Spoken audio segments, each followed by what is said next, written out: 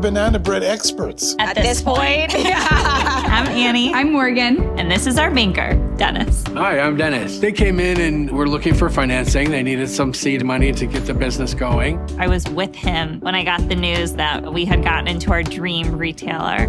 I said, you allowed us to get here. I live vicariously through all my customers, and this was just incredible. I could share in that victory with them. It sounds like you made that victory possible. I had a little something to do with it. Their first ball, their first uniform, their first number, their first teammate, their first goal, their first coach. We take great care in making sure their first isn't their last. We're so much more than a soccer class.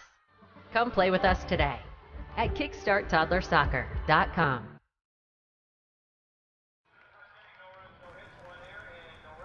Watch this. When you watch me play, you support all of us. You show your daughter her future matters. Take the shot. Drive. Team up. Win. When you watch me play, you prove we deserve more media coverage.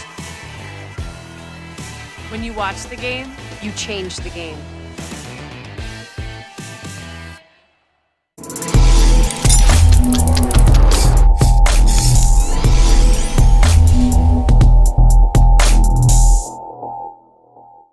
Did you know that your garage door is the single biggest object on your home? So if you're looking to add some curb appeal, it's a perfect place to start. And right now, you can get 12 months same as cash. At Dover & Company, we carry the area's largest selections from top manufacturers. And don't forget to ask about our openers and accessories. We have it all, from battery backup, remotes, keypads, and OHD Anywhere that allows you to control and monitor your garage door from anywhere with your smartphone. Dover & Company, your hometown garage door company since 1936. At Dort Financial Credit Union, we believe in fulfilling our members' dreams and care deeply about supporting our community. Without amazing partners like Dort Financial Credit Union, we would not be able to do what we do. And that's truly the backbone of our organization, is having those partnerships and community relationships.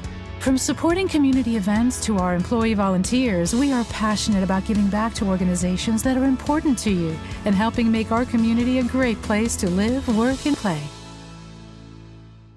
Okay,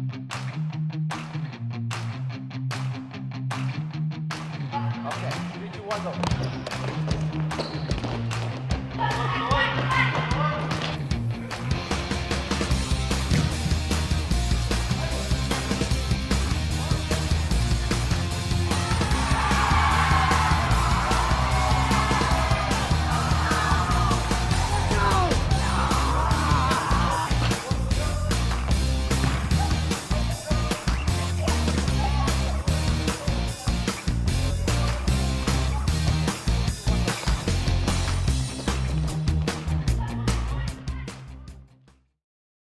Welcome to Michigan Stars Elite Podcast provided by Michigan Soccer Network. My name is Erwin van Elst. I'm the Director of Coaching for Michigan Stars Elite, and I'm here today with our General Manager, Dan Chun. What makes Snyder Financial unique is that we're a family-run financial advisory firm. Our clients enjoy working with us because we're a family. We understand family and relationships. We absolutely find joy in building relationships with our clients. And we really want to help them feel educated and feel empowered with their planning. The level of service and commitment that we have to our clients, that's what we put above everything else. Snyder Financial, a proud sponsor of the Flint City Bucks.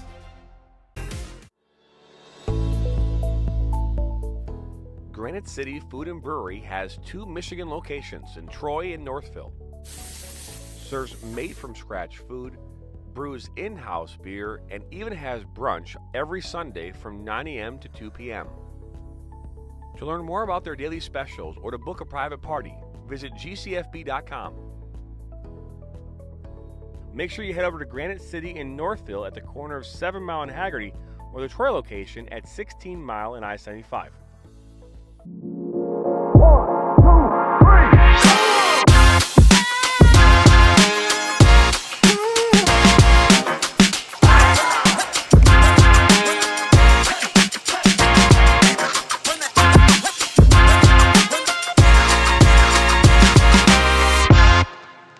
Hi, my name is Paul Tinian. I'm with the Michigan Jaguars.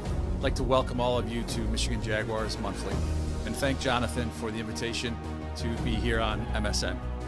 Just wanted to let everybody know that this will be an inside look at our club, and every month we'll be providing some new hosts and maybe some new guests that we're inviting in to get a better idea of what's going on in and around. Now Worrell has a good cutback from him. He'll fire one, and that's going to go in! We like to do it before we go out on the weekend. We do. We do it every week. Whether we need to or not. We did it today. It was really dirty. My parents do it every day. Hey, kiddo! Do it every day with the Unlimited Club only at Jack's Car Wash. Protect your car from the hot summer sun, dust, dirt, and contaminants all summer long with the Jack's Unlimited Club. Join today, starting at just $24.99 a month. Every small business has expenses as it grows. Whether you're a farmer, a wedding planner, or anything in between, PFCU can help. With a suite of business services, we can help build your business. Are you looking to grow here in 2023? Let the Michigan Soccer Network help you and your restaurant fill more seats. Help you and your law firm get new clients. Help you and your dental practice find more patients. Find more roofing customers for this upcoming summer. And to help you and your medical practice find new patients. To learn more or get started, visit MichiganSoccerNetwork.com.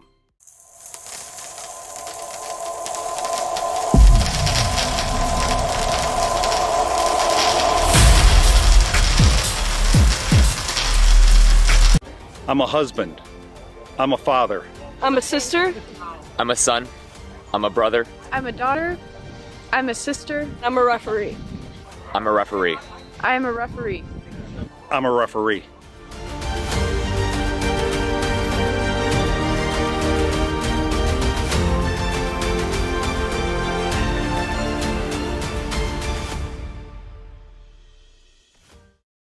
I work in nursing home, I work in the restaurant, and I own my own food truck.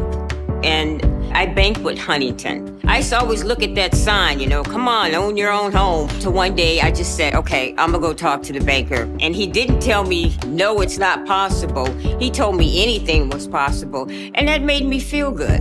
Hi, I'm Veronica, and this is my banker, Roger. He's awesome. He's a good guy. Don't just burn calories, torch those little suckers. Base Camp Fitness Troy, opening up this March, will help you get maximum results in half the time. Our intensity intervals of cardio and strength training will supercharge your calorie burn, all in just 35 minutes. Make sure to lock in our founder's rate and claim your 2-week risk-free trial by scanning the QR code on your screen.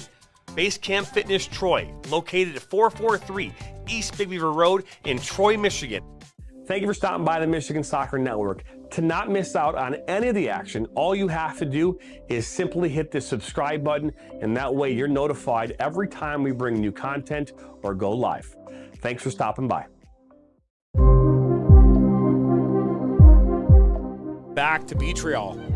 He'll take a shot and he'll bear it. And then he'll fire it from Billows and it'll go in. He's one-on-one with Kudret. She'll put it off the post, saved by Kudret. Cut back from him. He'll fire one, and that's going to go in. And that's going to be fired. Valeno with a dot. Oh, she keeps fighting, looking for goal number 2. Cuts it inside, shot, and that goes in. Good work is this one by Henry. Oh, good save by Jasinski. Dot 280, that's missed. Oh, it's Stone! And the ball, and both goals so far. A fire one, and that's a wonderful save. Buddy puts it back for Al Jazeer, beaten, and he'll bury it. Going. He'll fire one now from distance, and that is in! What a strike by Ben Maher. This is high kick, but they're going to keep playing. Kim has it now. Johnson with a shot, and that's it!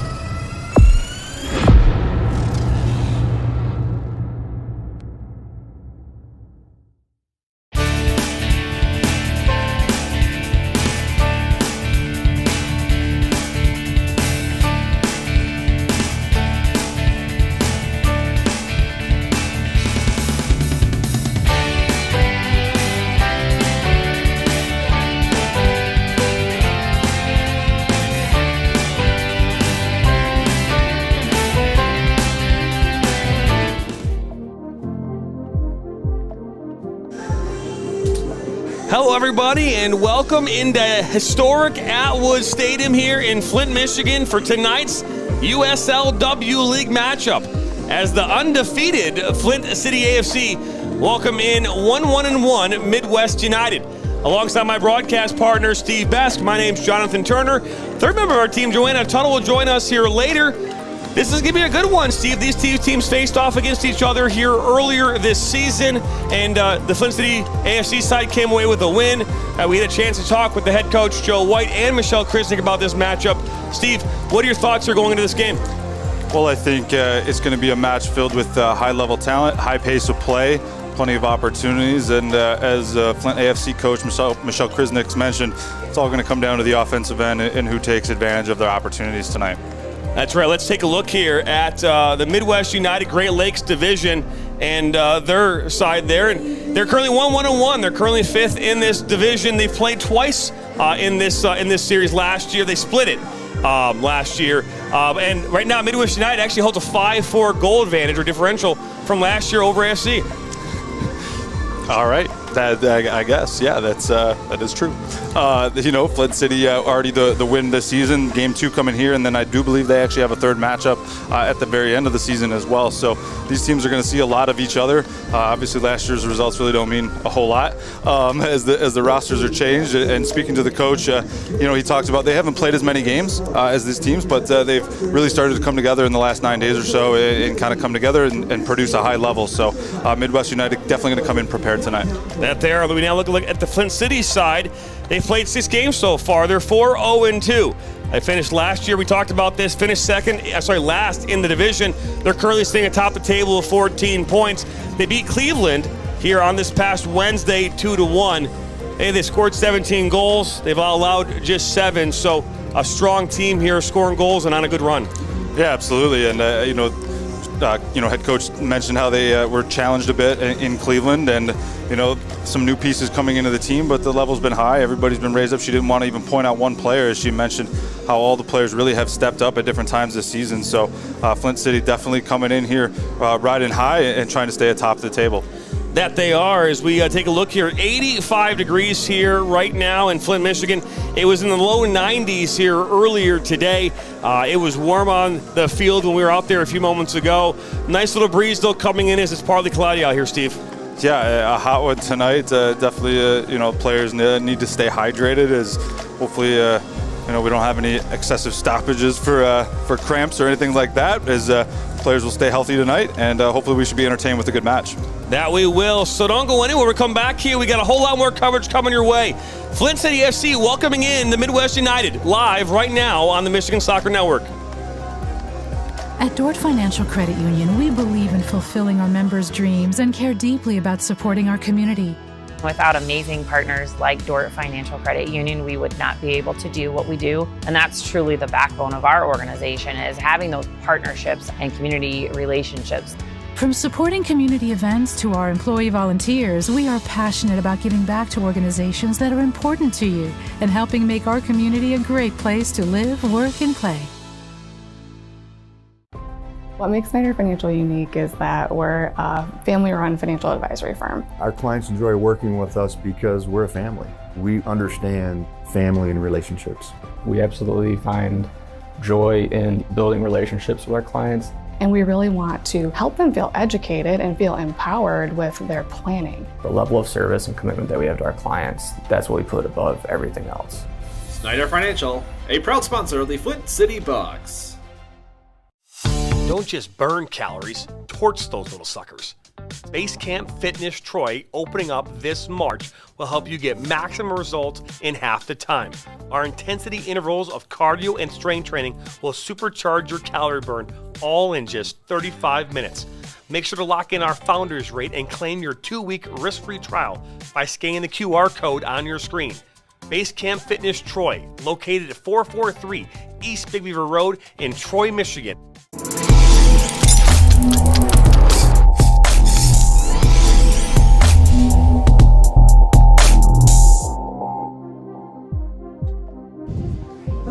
Welcome back. Here's to take a look there at the head coach, Joe White from Midwest United, again currently sitting 5th in the league right now here in the USLW Great Lakes Division. We had a chance to talk with Joe here before the game, talking about that first matchup, talking about the level of player on these teams, on their team right now, and he had some good things to say about his team. Yeah, and mentioned about how a lot of these girls played for the club at a youth age and have come back, here in between their college season or post-college to come back and play. And so, there's a good understanding and, wanting to play with former teammates and come back and play for this club. And, it's not just training in the offseason. They're here to compete and want to win. So he appreciates the high level that is brought each and every day, and that's all you can ask for. Hey, Ken, now look at the flip side. We're going to head over and look at Michelle Krisnick, the head coach here for Flint City FC, her first year at the helm here in Flint. And, she's got her team rolling. They're 4-0-2, as we mentioned, scored 17 goals along the way. Got a very, very good solid lineup here for her side.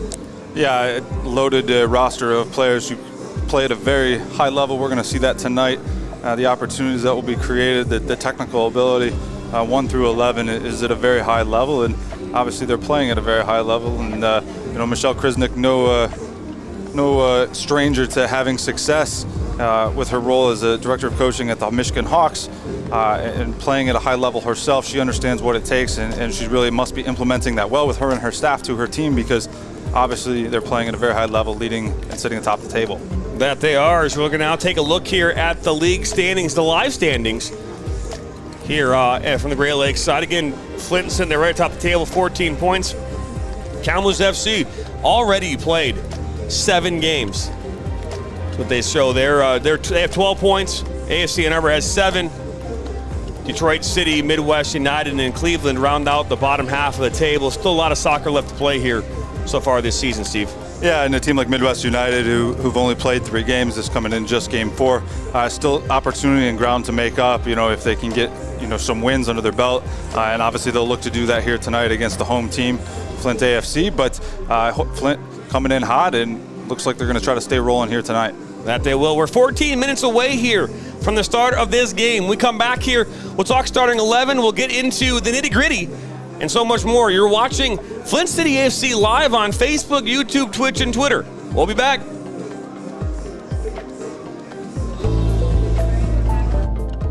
Granite City Food and Brewery has 2 Michigan locations in Troy and Northville. Serves made-from-scratch food, brews in-house beer, and even has brunch every Sunday from 9 a.m. to 2 p.m.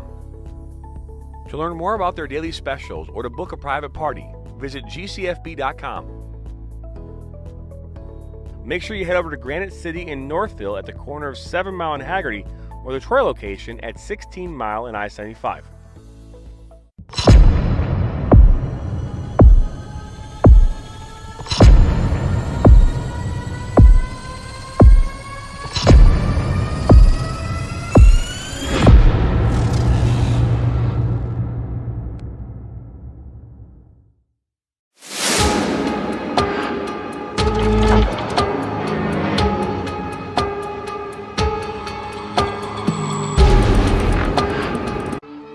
Their first uniform, their first number, their first teammate, their first goal, their first coach. We take great care in making sure their first isn't their last. We're so much more than a soccer class. Come play with us today at kickstarttoddlersoccer.com. Thank you for stopping by the Michigan Soccer Network. To not miss out on any of the action, all you have to do is simply hit the subscribe button, and that way you're notified every time we bring new content or go live.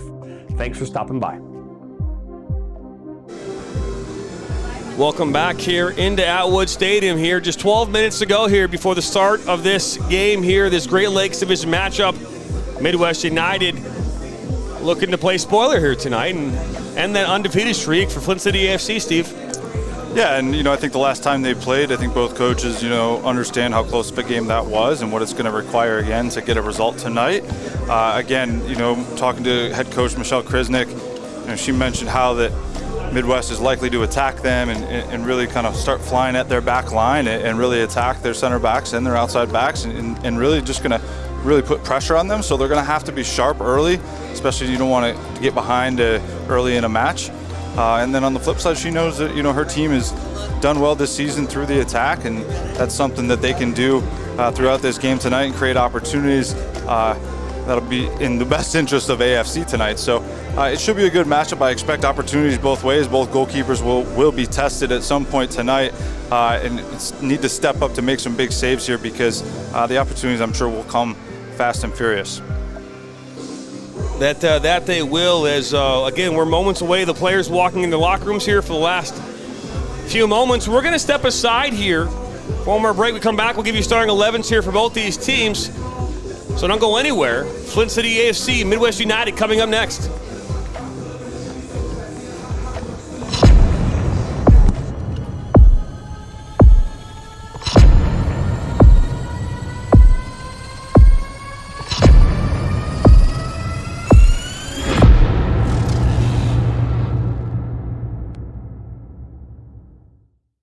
I work in nursing home, I work in the restaurant, and I own my own food truck.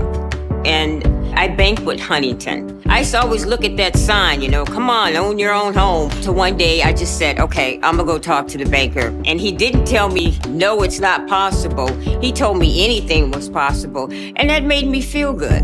Hi, I'm Veronica, and this is my banker, Roger. He's awesome. He's a good guy.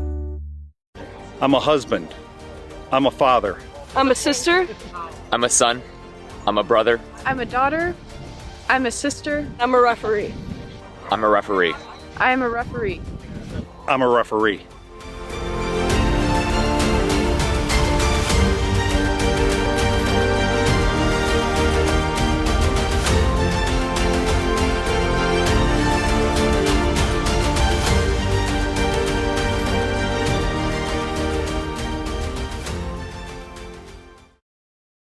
Now Worrell has a good cutback from him. He'll fire one, and that's going to go in!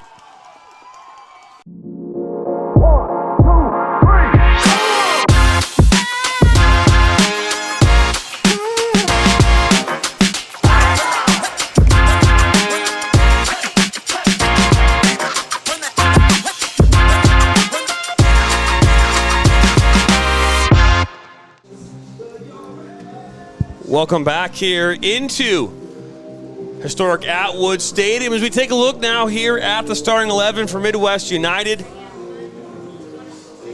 And Steve, a good lineup here for Midwest United in this starting 11. Yeah, a lot of talented players. We'll point out goalkeeper Isabel Okaforu, MSU goalkeeper, comes in with a lot of pedigree, a lot of high talent. Again, she's going to be tested in it. We know both goalkeepers will. Also talking to the head coach, Reagan Cox, making her first appearance here tonight for Midwest United, going to be a key player for them as well. That it is. We'll now take a look here at the starting 11 for Flint City AFC. And there they are, Northrop in goal here. Gattino, who's been a staple in this lineup. We had a chance to talk with Michelle Krisnick, and she mentioned, hey, looking at Bauman, Haley Bauman, been a force to reckon with back there. Abby Worthman, a new addition here to the lineup today. Remini Tillotson, who is making her debut after coming back from Texas Christian University here.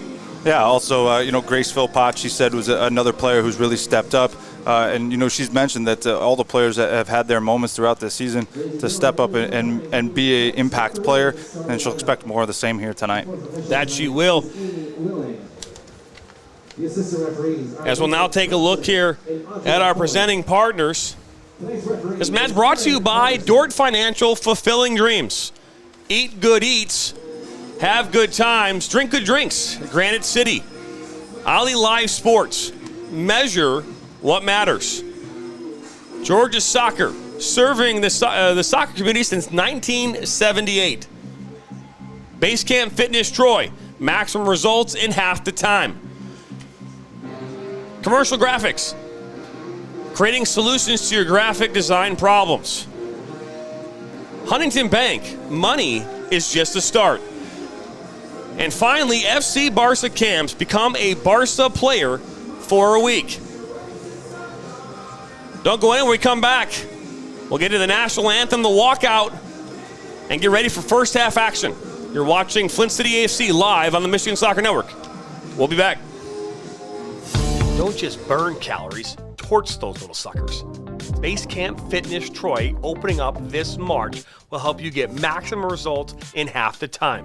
Our intensity intervals of cardio and strength training will supercharge your calorie burn, all in just 35 minutes. Make sure to lock in our Founders Rate and claim your 2-week risk-free trial by scanning the QR code on your screen. Basecamp Fitness Troy, located at 443 East Big Beaver Road in Troy, Michigan.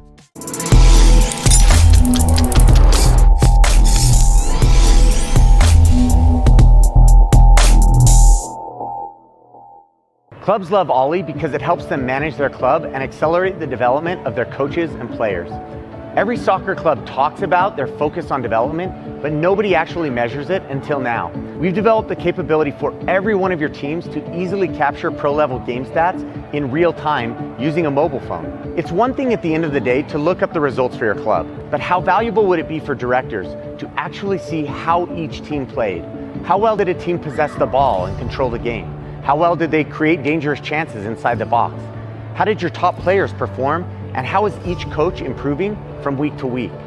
Ollie provides this powerful data through a club dashboard that shows club results and lets you drill down into any game or player.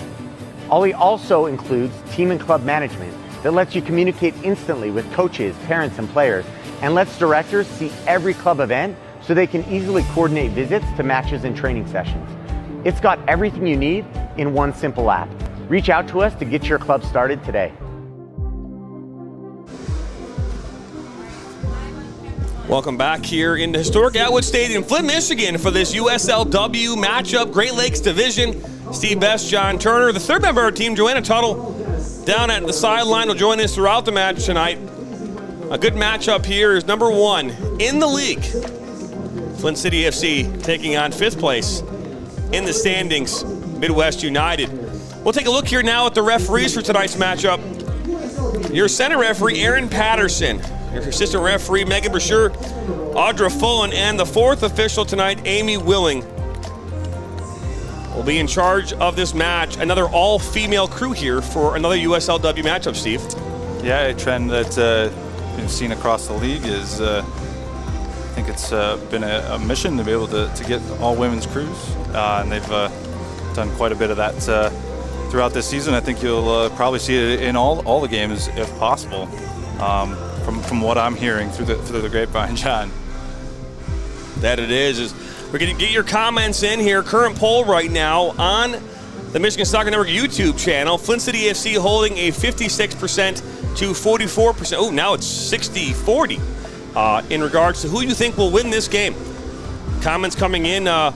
Brock Donahue saying Northrop on top. Or Northrop, that recoil is crazy. So we are excited to get your comments in throughout this match. Who do you think will win this one? And more importantly, what do you think the score will be? And Steve, I'm going to ask you your prediction right now. What do you think will be the outcome of this match? Well, John, I've gotten one right this season. Well, we're not judging you based on the results, I know. Steve. But, might make it 2 tonight. I think Flint City comes away with a 3-1 victory. 3-1 victory, okay. As the teams are making their way now out of their respective locker rooms across the side there. Bouncy house there off in the distance. We normally see 2 bouncy houses, only just 1 today. Yeah, sometimes you got to cater to what your expected attendance will be tonight. That is fair. Last week we had over 4,000 kids. Well, I was going to say last Friday night we had almost 900 fans here for that game. Their home opener, 2,700 a few weeks ago. That's right, the men's side, we had 5,900 last Saturday, and on Wednesday we had 4,500 little ones here, all partaking in soccer here on the Michigan Soccer Network and watching them here at Atwood Stadium. So very, very cool to see that. Tell us where you're watching from. Again, Midwest United all the way from the west side of the state of Michigan. So we appreciate you tuning in for this one as we get ready here for the start of this game. And Steve, just looking at the lineup and looking at what Flint's been able to achieve here just since last year, looking at their roster with Olivia Thomas and just the personnel, you look at that and say, hey, this is a game that Flint City should win on paper, but we've seen a lot of crazy things in our time, Steve, so anything can happen. So I'll stick with your 3-1 in favor of Flint City AFC. A lot of talented players out there tonight, both teams. A lot of players who play it. Pretty much, a majority of Division I schools from Michigan State to Western Michigan to Indiana to Detroit Mercy and Bowling Green, and as well as some other players that are playing at some high-level Division II, Division III NAIA programs as well, and some younger players from U18, U19 players as well that are preparing to go into their first college season. So a lot of talented players out there tonight. So again, expect the level to be high. Expect there to be some intensity. Both teams going to fly at each other. No reason to sit back. Beautiful night, and we should be in for an entertaining match. That we should, is we're just moments away here from the walk-on and from all the festivities taking place. We will step aside once the public address announcer here at Atwood Stadium takes over and obviously hold for the national anthem. We'll come back and bring you first half action. We're not going to go anywhere. Just turn off our mics and let the ambient noise here from the stadium take over, Steve. That beautiful soundtrack playing in the background. That's right. That it is. For first time stopping by here on the network, hit that subscribe button. Like and share this with your friends and family. That's your way of showing us how much you like what we do.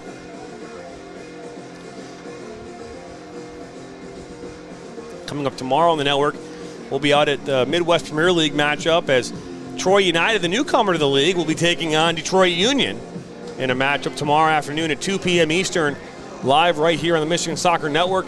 Be live from the Hawk in Farmington Hills. And then on Sunday, we'll be out at Corktown WFC as they welcome in Cap City in a Super League matchup, game number 2 of the season for them. That game kicking off at 6 p.m. Eastern. Jocelyn Benson, the Secretary of State, will be the honorary captain in that game. Maybe we'll have a chance to have her on the broadcast. Maybe ask her some questions. Maybe she can help me clear some points off my license. That's awfully ambitious of you. I know, right? Well, you go right to the source. Why not? Why not, right?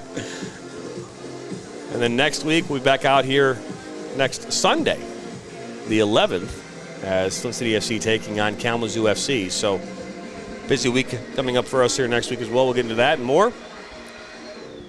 Is there honorary pictures there of the referees underway? And ladies and gentlemen, please welcome to the field Midwest United and Flint City AFC.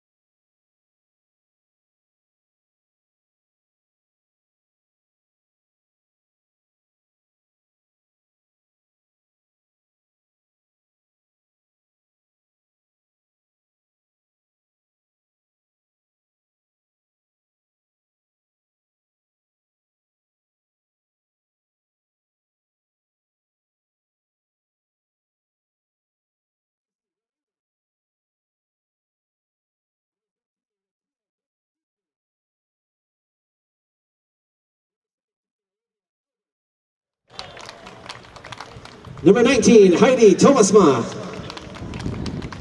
Number 23, Ellie Otto. And number 29, Jennifer Blichok. And now the starting lineup for your Flint City AFC. Number 0, Peyton Northrop. Number 10, Bella Gaetino. Number 12, Delaney Caldwell. Number 13, Haley Bowman.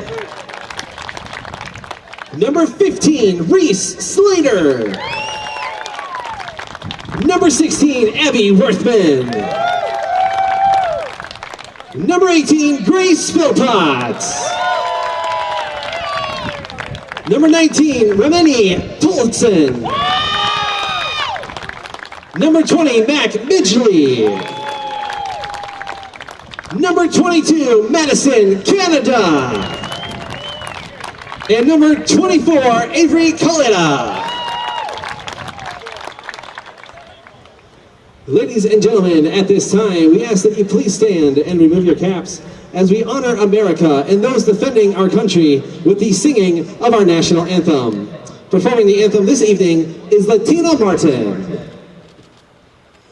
Oh, say, can you see by the dawn's early light what so proudly we hailed at the twilight's last gleaming, whose broad stripes and bright stars through the perilous fight o'er the ramparts we watched were so gallantly streaming, and the rockets' red glare, the bombs bursting in air, gave proof through the night that our flag was still there. Oh, say does that star-spangled banner yet wave o'er the land of the free and the home of the brave.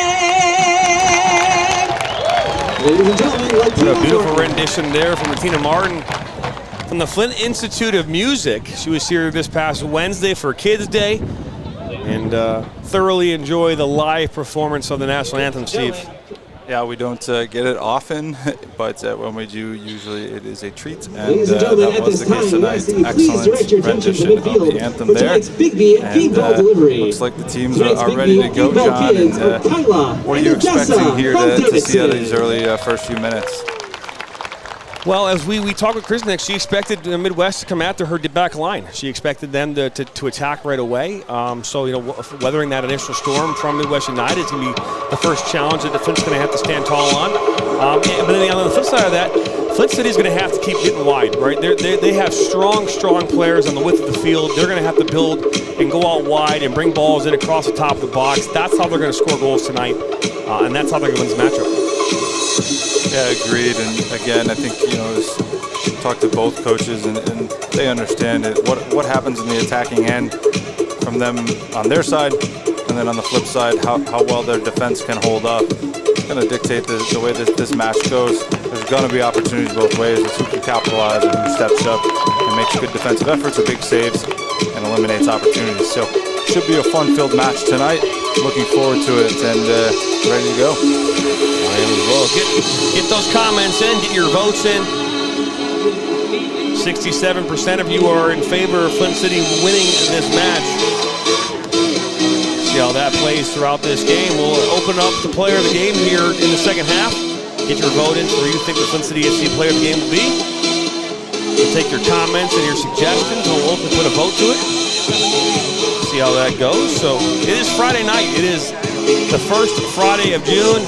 It's 85 degrees outside. It is a beautiful night for soccer, and we're excited to bring it to you here live on the Michigan Soccer Network, the only place to watch soccer in Michigan. Flint City will be wearing their white kits with blue shorts. Midwest United will be wearing their all blue kits. Looks like they'll be going left to right on your screen, while Flint City SC will be going right to left. Flint City SC playing their traditional 4-4-3. Midwest United looking to play a 4-4-2 diamond today. Most things may change throughout the match, you know, as those coaches may start to adjust after the first 15-20 minutes, and especially at halftime. I'm sure there might be some formation changes or personnel changes. As you know, Michelle Krisnick mentioned before the match, you know, she always looking to get players into the match who are always there every day at training, showing up and putting in that work. So expect to see some rotation here throughout the match. We are underway here from Atwood Stadium in Flint, Michigan. First foul of the match. Just a little hold up there, caught her on the hip. Free kick coming here for Midwest United. Hope that's not a sign of how this match will go, Steve. No, it was just the way it played out. Just kind of have to call it, despite being 4 or 5 seconds into the match. But ball kept on and knocked up here towards midfield. Masma plays that one inside, and ball was looking to be slotted there to Caldwell. All over the top, and that's back to Northrop. Caldwell playing up top here today.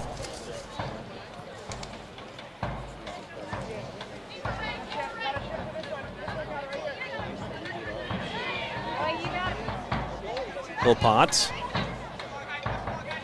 Krisnick mentioned the opener, how well she's been playing. Slater. He looks to switch this to that far side to Tillotson, but ends up going back. Kalita. And that one finds Tillotson. She gets her first touch this summer for Flint AFC.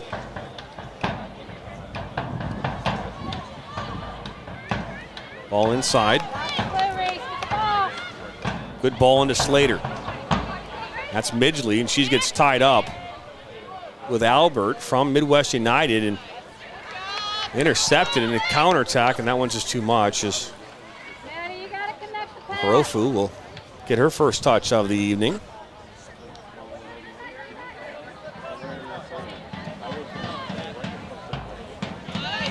Oh, now Midgley on the ball. Looks to go out to Caldwell. That's broken up. Good defensive play. Not a bad opportunity there for Flint early. Just unable to find that through ball into the right space. So that's Midwest United. Oh. So Tillotson is going to get called for the foul. Maybe a talking to there is. She reached for the pocket, but decided against it. Second foul of the match. 2 quick ones here on Flint AFC. Oh, no, the card comes out. Oh, it is going to come out. And I think it's stopping a promising attack, and that's the reason for it. You know, not common do you see it early in a match like that, but at the same time, you know, she is stopping a promising attack there. It's a tactical type foul.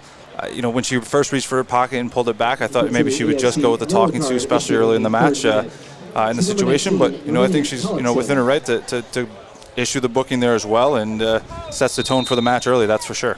This ball put into the box, right towards Blitchock. She gets a touch, but the flag will go up to play a goal kick.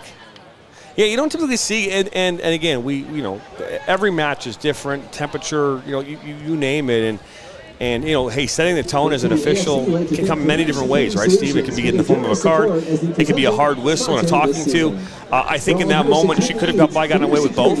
But hey, you know what? She's on the match tonight, and her goal is to keep this match under control. And yeah, and I mean, by the way that the referees are directed, that type of foul is one you issue with a yellow card, and whether that comes 3 minutes into the game or in the 68th minute or the 79th minute, you got to make that decision. And I've definitely had to do the same thing sometimes, and sometimes players tie your hands and give you no other option. And I really think there that one's it's a very clear and obvious a spa foul, which is a stopping of promising attack, and that right there is definitely warranted with the yellow. I think a lot of referees in that situation may have opted to talk to them, and I think some people may say that may be better game management, but it's certainly within her rights, and definitely a yellow card offense there. Kalita now to Slater. That's Worthman. All played inside.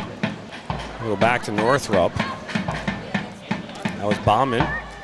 Oh, that's the ball given away.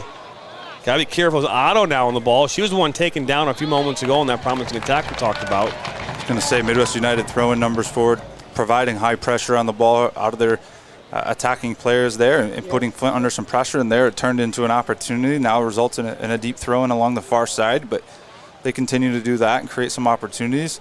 They can find a way to get ahead in this match. This ball played inside towards Masson Coda. Broken up, and now Midgley. Up, Abby. Forward, Ab.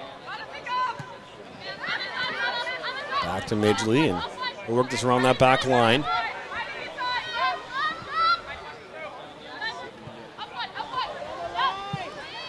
Flint City off to a hot start here this season. 6 games in, they're 4-0-2. Their only 2 ties come in Detroit City SC. The rest wins along the way. Allied is a proud sponsor of Flint City AFC. Whether you are saving, spending, or borrowing, Ally has the tools to help you reach your goals. We're all better off with an Ally. Learn more at Ally. By Philippots. Oh, good work still as she up to near sideline. Ball back inside for Coda. Just forced the ball through a seam that wasn't there. Talk knocked up towards midfield, and that was Catino. Over the top, looking back for Catino from Tillotson.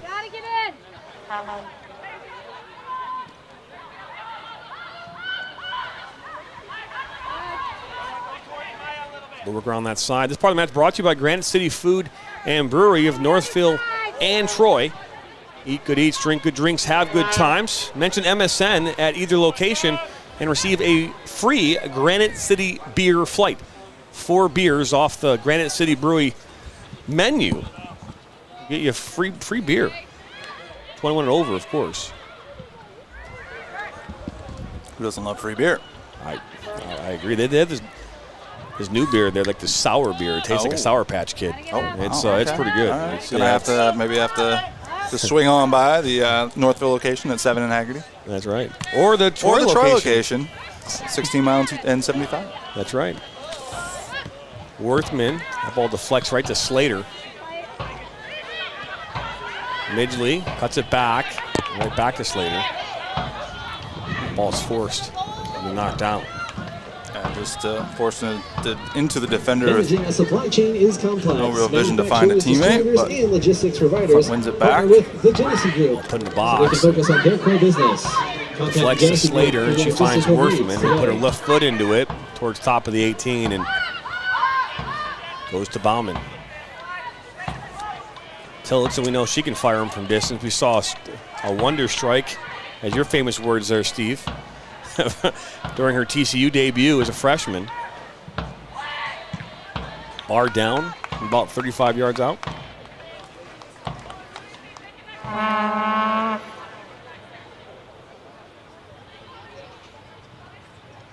She's on the field. She is. I think she thought the red lines were out of bounds. They are not. We are playing the yellow line tonight, but it can be confusing.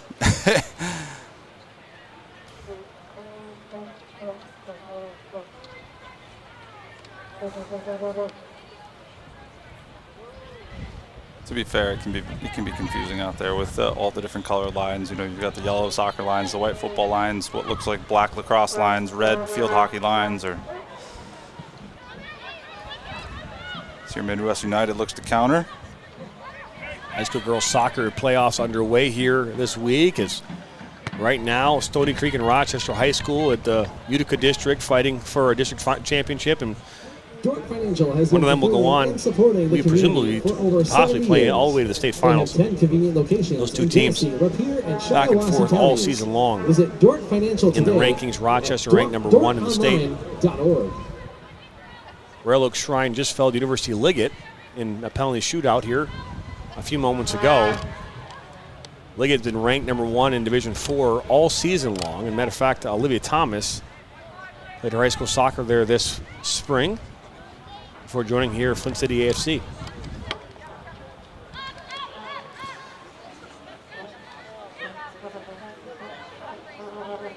Interesting fact there is Shrine has been to 4 of the last 5 state finals. It's our first time in 5 years that they have not been to a state final, excluding COVID. So this ball played up over the top and played back to Northrop. That was Kalita that had a touch. Give away from Bowman there. Good clearance. This is exactly what Chris Nick was talking about. He was talking about how they're going to attack that back line. They're going to keep them under pressure. Not really a high press, but just closing down those and really playing a good zone and shutting down any type of seams or channels for the balls to go through. Seen a couple forced balls and forced errors from Flint City AFC here early in this match. Yeah, and especially in the attacking third, just too many times hitting the ball with no direction, really just almost like a blindly hit ball, and not going to be good enough in the attacking third. And the pressure that Midwest United is throwing at them is creating some trouble in their back line. There's been a couple giveaways and some opportunities created. Ooh, the ball inside and up and over. Well, there's a shot, more of a cross, but the way it goes out. Still looking for our first opportunity of the match from either side. We are 11 minutes into this game, and both sides dangerous at time, but some careless giveaways in the midfield and attacking third from both sides has resulted in no clear opportunities in on frame.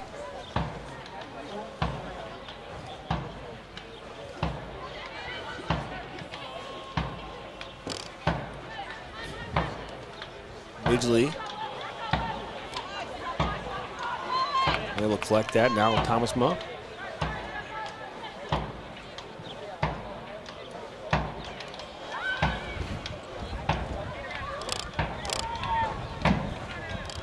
All put inside towards Bennett, and that one's cleared up.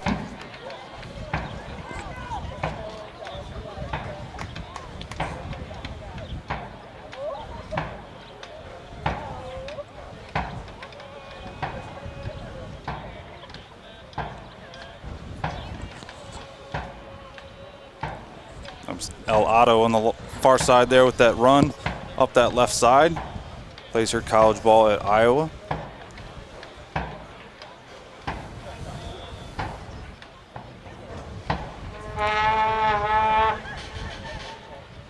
Zone possession, Midwest United.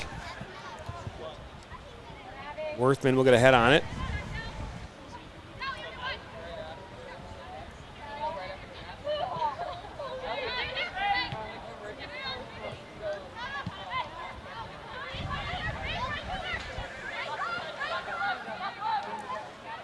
So far, 15 total votes here in this one. Again, 67%. As this ball makes its way into the box, still in favor of Flint City FC winning this game. Slater to Caldwell. Caldwell collides there with Laringa. Ball put in the box, and Okorofu makes the save, or makes the grab. Good offer line there, recognizing she could come out and get that cross and not let it drop.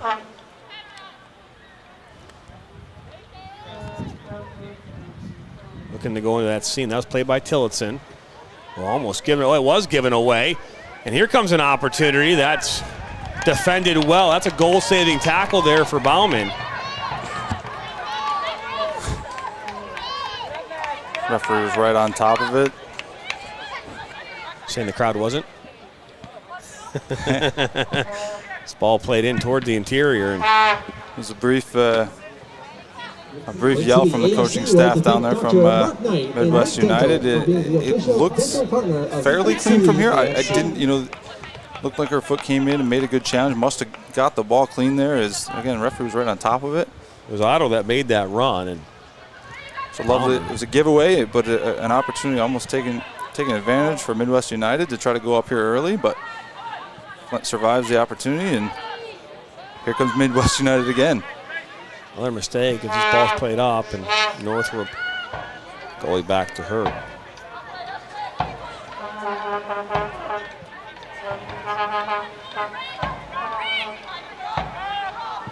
Look to go over the top. That's a really good ball. Can it get through?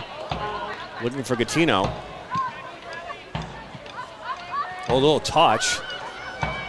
As now Otto will make her run into the box. Otto, a save from Northrop. Rebound, still inside the 18. I think that hit Northrop and then deflected. And now here comes Flint City AFC. Anna Bennett was right there as well for Midwest United, unable to capitalize on that great opportunity. Double save there from Northrop and coming up huge. Best opportunity of the game so far coming for Midwest United, just unable to capitalize and put it in the back of the net, but now they win themselves a corner kick as that ball was deflected on its way in. Finally starting to open up a little bit. Both teams were definitely throwing everything at each other, but defensively both sides were pretty stout to begin the game. A couple of giveaways, but starting to open up a little bit here as Midwest United has created the first couple chances in on goal. The facility is also the perfect place for your running reception or corporate event. For more information, visit FentonBrewery.com. So a corner kick coming up here. Ball is put in right towards Northrop. She'll get a punch on it. Right towards the top of the 18. That's a shot that will be put right back in off the post. And off the bar. And went right down to the goal line and popped right out. Yeah, great hit there. Caught the keeper off guard, who I think thought it was definitely going to go up and over top the bar. And hits just on the underside of the crossbar, comes down, stays out. But again, Midwest United providing pressure, creating opportunities, being very dangerous here in this first half. Well, wide open look. Oh, she was offside, so that's why she was so open. Yeah, just a step there. She was checking back to the ball, coming back from an offside position. Free kick coming here, Flint AFC. Sign up for a chance to win at your Clio, Flint, Lapeer, and Burton Bigby locations.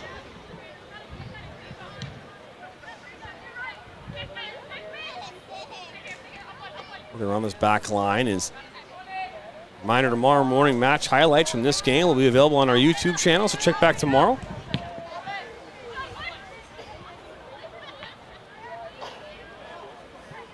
Ball inside, right back up over the top. Maya Dean kept on there by Bennett. She looked this inside the box, a little flick, and that'll go out for a goal kick. Natalia Diekma there with the flick on attempt for Midwest United. She plays her college soccer at SIUE.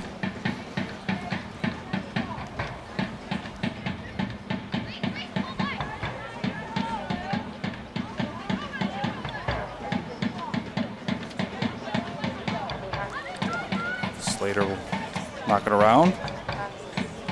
This part of the match brought to you by Commercial Graphics, the official graphics supplier of the Michigan Soccer Network. Design all of our banners, our apparel, marketing material, and so much more.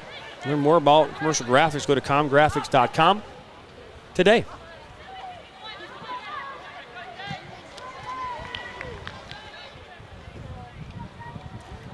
"18 minutes into this one, 0-0. Deadlocked here. In this Great Lakes Division matchup, Steve Best, John Turner will go down to the third member of our team, Joanna Tuttle, here at halftime. I'll bring you post-game coverage here later this evening as well.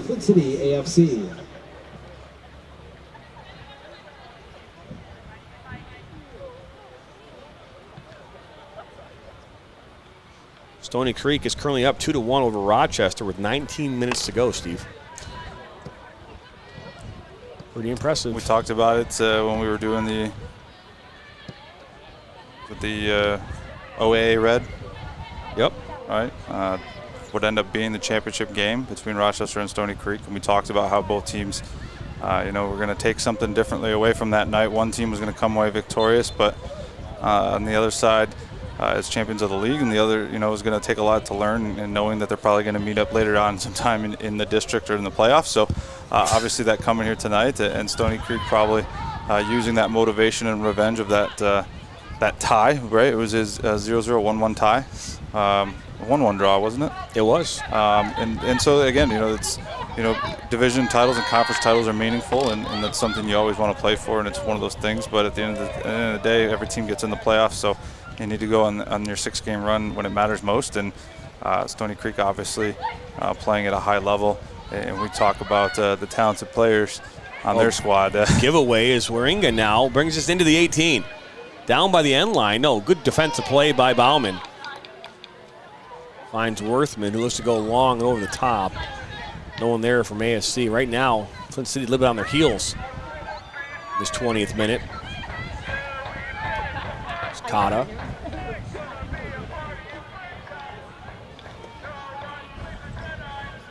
Let's put this one inside the box. It's headed away by Philpott. Still not out of danger as Slater now has the ball. Really no length right now from Flint City AFC. You don't see them stretching his field. You would see maybe Gatino a little higher up, creating some stretch in his field a little bit. Is this ball now over the top for Caldwell? It's a good ball.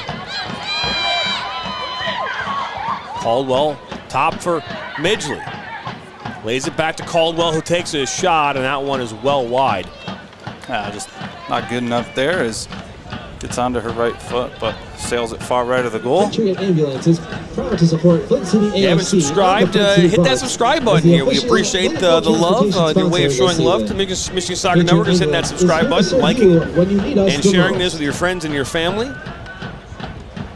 It's the fastest way we grow is by more people watching and subscribing.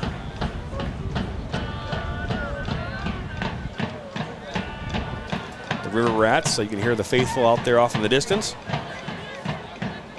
Had a chance to meet with them last Saturday for the men's matchup. Great group of supporters here. Flint City Bucks and Flint City AFC is Worthman will make her way down this near side, puts it across, and nobody there for AFC. It's a good ball though from Abby Worthman. It's a dangerous ball right where it wants to be. You put it right between the penalty spot and the 6-yard line. Hopefully you've got an attacker there fighting for it, force the goalkeeper to have to decide whether she comes off the line or not. Before we knew that one was going wide, no one was there to be on the end of it. Lets it sail out for a goal kick. Steve, you had a chance to watch any of the TNT yet? I did. I watched a brief of the TST. Is that what you're talking about? The TST is 7v7, sorry. Ball put inside, and a little touch, and that one's cleared away. Dangerous ball. Yeah, 77, right? A former teammate of mine growing up, Corey Elenio, playing for the North Carolina Courage or the North Carolina team, I believe. So I watched a little bit of their first game as they played, and I think they played the Charlotte MLS side, who had an entry in, and they won their first game. But that's all I really saw. I did see some of the results and the scores of the other games, but I did not catch in some of the other. I did hear Dean Linke on some of the broadcast calls. So I did too, yeah. It was good to hear our good friend Dean Linke, who we had a pleasure to sit down and talk with at the U.S. Soccer Coaches Convention this past January in Philadelphia. So good, a friend now. I've known Dean indirectly for several years as he calls plenty of games that I referee on, but we had the pleasure to sit down and talk to him and kind of pick his brain a little bit, which was pretty cool. So yeah, I heard him on the broadcast. So I might have to check in here as that tournament goes on. Do you know how long the tournament is running? I do not. Yeah. I do not. There's quite a few groups in, so I can imagine that it's going to be done in just a day or two. So I do need to I don't know the full details. $1 million on the line, right? Yeah, and there's some quite the talented squads of players and former players, and celebrities alike playing in several of these games, and like the Indiana Hoosier Army, a bunch of former IU players have a team in it. So Wrexham has a team. The U.S. women's national team had a bunch of former players. Wrexham had a team. Just a great collection and idea and opportunity to put together such a great event. And could you imagine calling those games, John?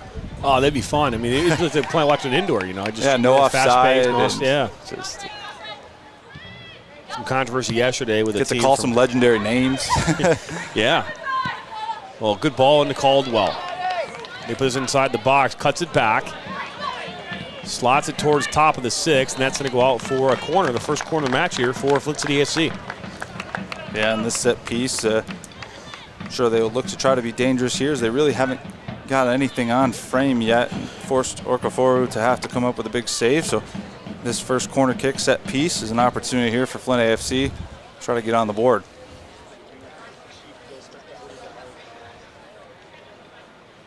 This is Maddie Canada taking this kick. This ball put in.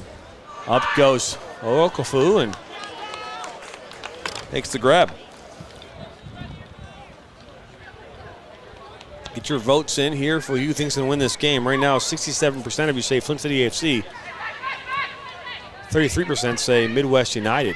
15 total votes. On Wednesday, we had over 107 votes. Love to see the interaction. Keep it coming.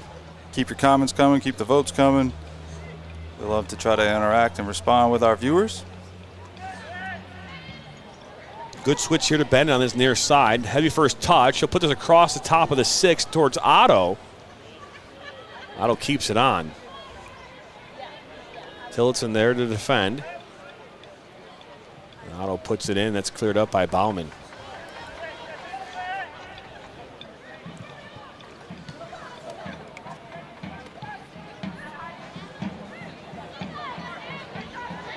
Ridgely goes to win that battle, and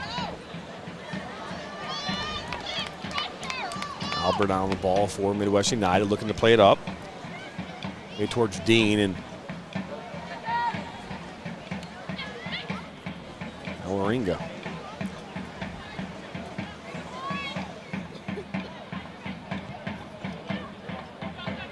Good step there by Worthman. Right now, AFC is really having a hard time creating, a consistent attack. Really don't have any.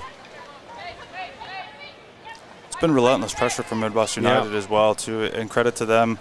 Every time they lose the ball, tracking hard to get it back, to win it back, forcing those turnovers, putting Flint AFC under pressure. And by doing so, Flint maybe playing a little bit on the back foot. And Midwest United is coming out strong on the front foot, and sometimes it's just the way the game starts off. And right now, Midwest United has been trying to take advantage, creating some opportunities. As we remain scoreless here, 27 minutes in. This part of the broadcast brought to you by FC Barca Camps. Coming this July 3rd through July 7th, FC Barca Academy coaches coming to Brighton, the Legacy Sports Center in Brighton, to teach both boys and girls the Barca style of play from the infamous FC Barcelona side. To learn more, you can head over to camps.fcbarcelona.us to register. Head there as well. Make sure you hit the code FCBMSN and save $30 off registration today. See a couple subs coming in here for Flint City. You're going to see Olivia Thomas stepping in. And I don't have a number 4, so.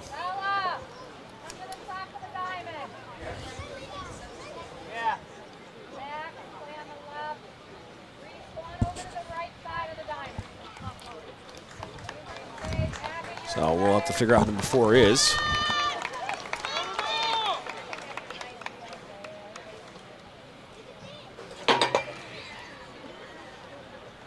Olivia Thomas took off Madison, Canada. Olivia Thomas, a UNC commit, scored a couple of goals here the last time out.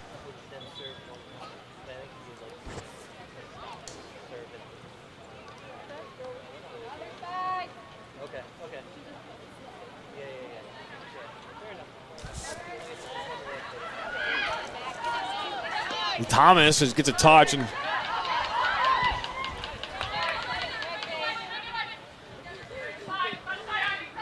Ford will put this one into the far post. Just past her teammate there. It was a good ball played to that far bar.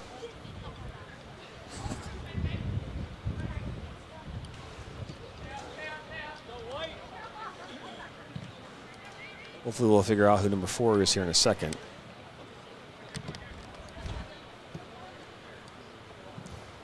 Casey Lawrence.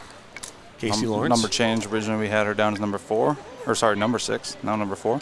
Okay. Casey Lawrence is now number 4. Substitutions for Flint City AFC occurring in the 28th minute. Exiting the game, number We just had a 12, conversation before the game about a player on the other day. We changed jerseys because they may have gotten some blood on it here back on last Saturday. We couldn't figure out who that player was for the longest time. Number 4, Casey Lawrence. Now we have a jersey change here as well. Substitutions occurred in the 28th minute. Give away from Lawrence, and here goes Anna Bennett. As Bennett makes her way, and that's a foul. Nope. Not a foul. Now the whistle will be blown. Not sure the hesitation there. Wasn't really no advantage that was going to be taken up, as there was no Midwest United player in sight. But she comes back to it, gives the foul.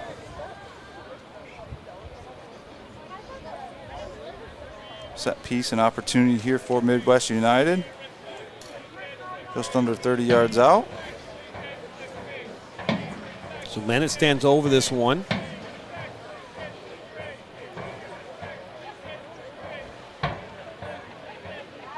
Anna Bennett, who plays her college soccer at Indiana University.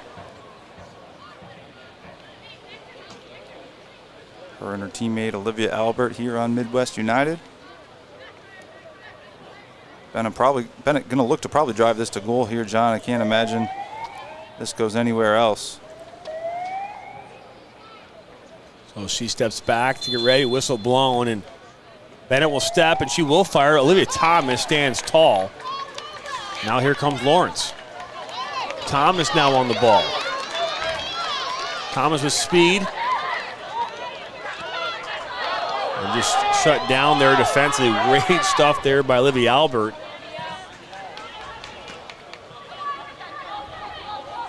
Now Maya Dean. Back to Northrop. Third day in prep, tie with Country Day at the half, 1-1.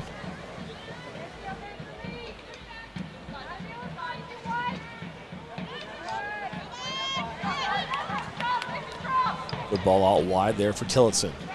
She'll look to play to Thomas, and Thomas will try to save this, and she might. She does.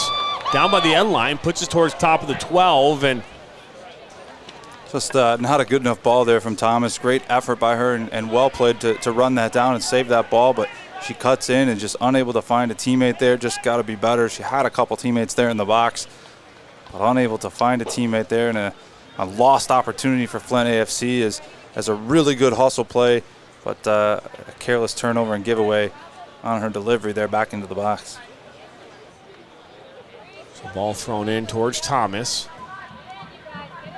Poked away, and now here comes Midwest United, a ton of green space.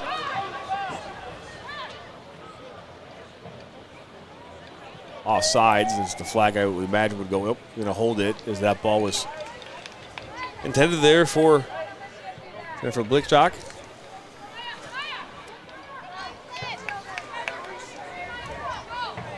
$16 total votes coming in so far. Bettino looking for Worthman. Now Midgley. Back to Lawrence.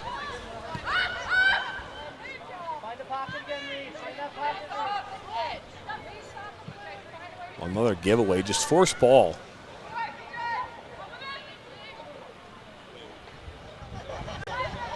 Joe White had mentioned this is the first game in 9 days for these ladies of Midwest United, and that might be a benefactor here to their play here in this first half, is a little more fresh. They've come out energized, that's for certain.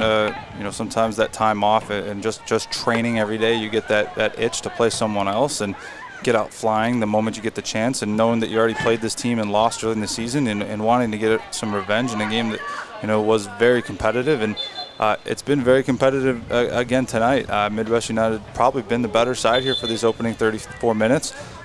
Creating more opportunities, creating better chances towards goal. 100% ribeye steak. FLINT AFC well into this game, still plenty of opportunities and time left in this match, but so far Midwest United has kind of controlled and dictated the play. 1972, Big John's Steak and Onion has grown to 16 locations in mid-Michigan. Hydration break? Believe so. That is by the looks of it. Huh. No, just me asking this, Steve, because you're a fellow referee. Well, typically they try to do it right around the middle of the half, right? 22, 23 minutes in? Or no? Yeah, I mean, I believe it's different based on every.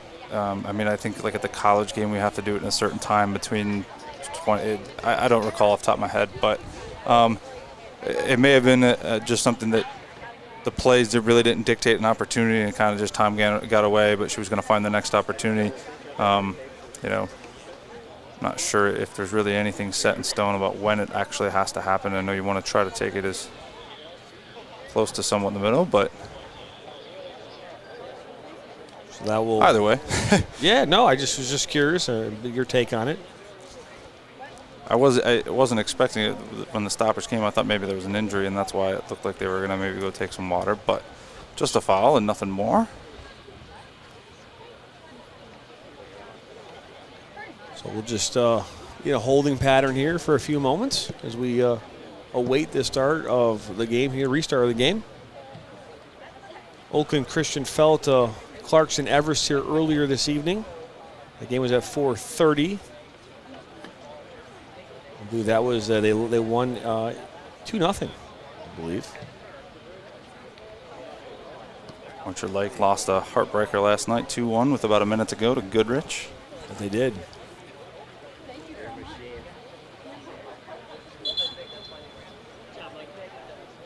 Cameron Coldo with a banger. She scored a fantastic goal last night. Barred down from about 25 yards out. And they gave them a 1-0 lead. And then they gave up 2 unanswered goals. And you mentioned that last-minute goal with a minute remaining in regulation.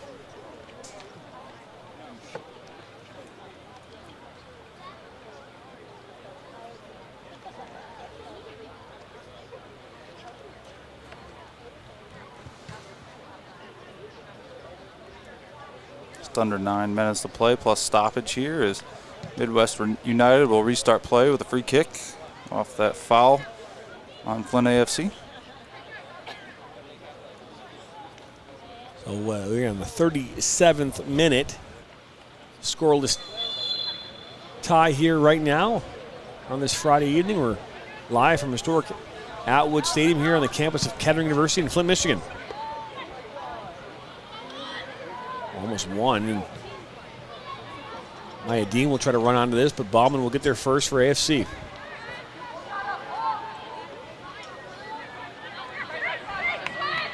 Into Catino. Looking for Thomas. Might be able to get to this one. Keeps it on. Ooh. Good work to get that on. It's a Catino, and that's it! A goal here in the 38th minute. Olivia Thomas to Bella Catino. It's 1-0 here in favor of Flint City AFC. An absolutely incredible effort from Olivia Thomas to run down that ball that would have got out of bounds with most players running it down, but not her.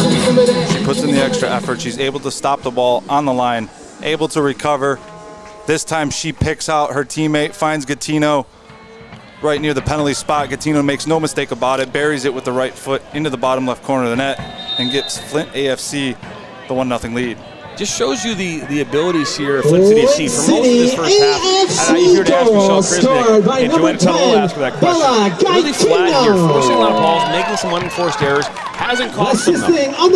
Has not cost them, but come out and hit the counterattack. and you can see what Olivia Thomas can do. A heavy ball played, into space. She's able to chase it down seas and then slot one into Gattino, and nothing but net. Yeah, just again, great effort from Thomas to run it down, save the ball, then has the instincts to get back, make a quick touch, find her teammate, deliver a beautifully paced pass right to her right foot as she steps into it. Does not have to do much from there, buries it into the corner, and Flint takes the lead here, 1-0. Another chance for AFC. Olivia Thomas will fire one. That's a save there from Rokafu. Just the second shot on target for Flint AFC there. First one coming on that goal from Gattino as they had struggled to put a couple of their first opportunities on frame, but they make that one count here in the 38th minute. And most importantly, take the 1-0 lead. It's Lawrence now. Philpott, now back to Lawrence. Near side looking for Midgley. He was double teamed, found a way to get back. And now Bauman on the ball is.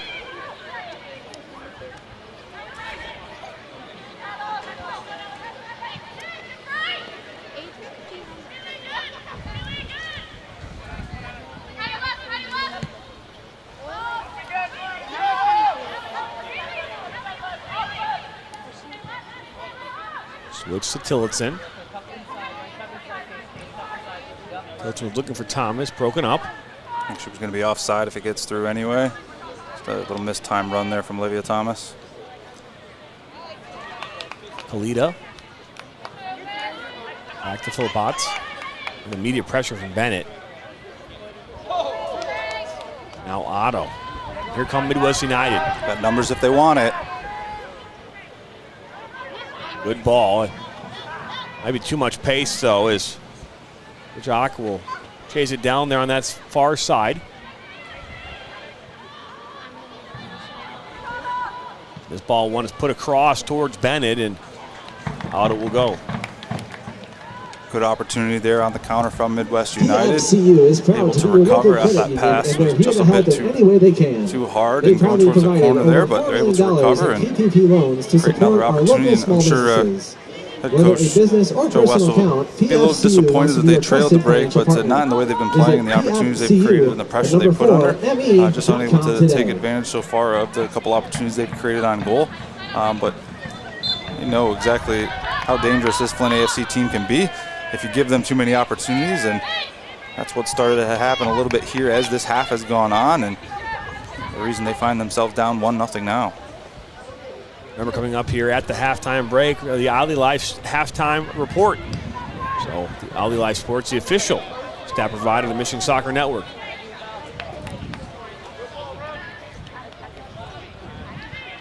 That was the first foul of the half against Midwest United. I was going to say, I don't think pretty clean so far, and it's a testament to the way they've been playing defensively. Is almost another giveaway here. Yeah, Thomas now. Can she find Gattino? She can. It's not even Worthman. It was Worthman. So she'll put this back towards top of the 6, and that one's cleared out towards midfield. Go right back in the mix. And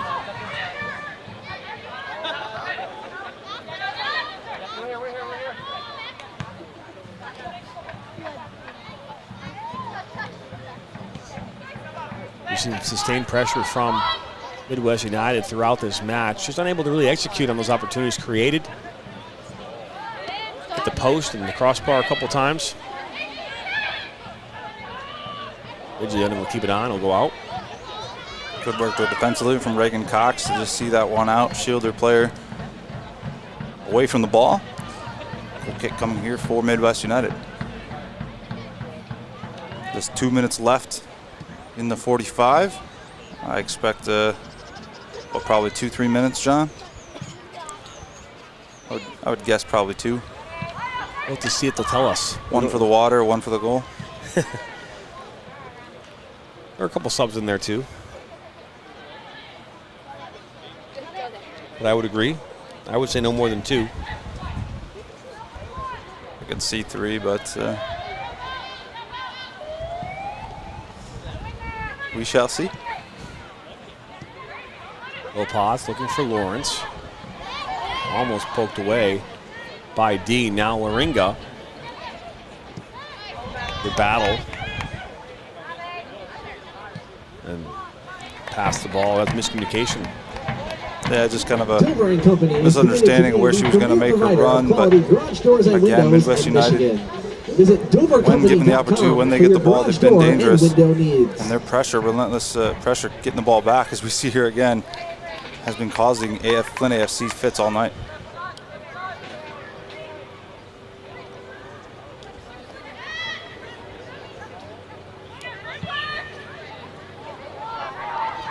A well-switched ball there from Haley Bauman. Tillotson looks to play that one in towards Worthman, who's now playing up top. When Lawrence came in, Worthman was playing left back. She's now playing more of a center forward role. Midgley looking for Worthman. Dangerous left foot does Worthman have, and she fires it far post, and Okorofu makes the save.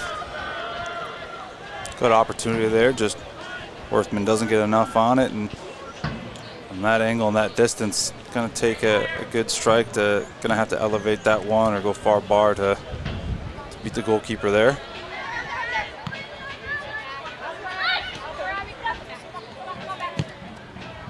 So we're in the 45th minute. We'll tell you the stoppage time here in a minute when we are notified of what that will be.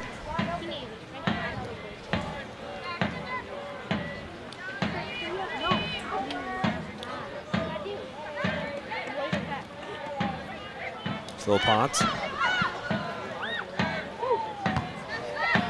Ladies and gentlemen, the referee has indicated that there will be a minimum of 3 minutes of added time to the first half. Spot on with 3 minutes. So 3 minutes of stoppage time here in this first half.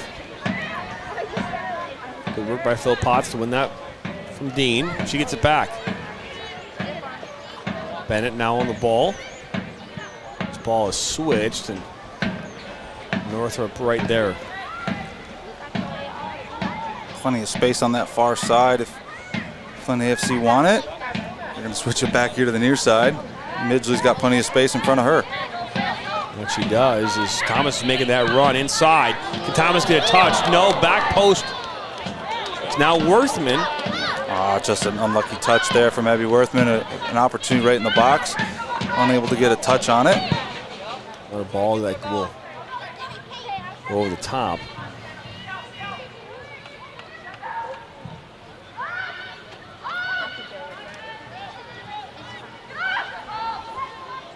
Now Bauman.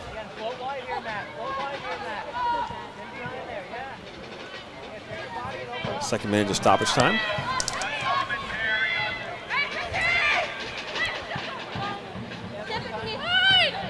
Lawrence looks to Worthman. Worthman gets to cut it back. Maybe they wanted to follow there, not going to get it. Yeah, not enough contact there, nothing to warrant a foul.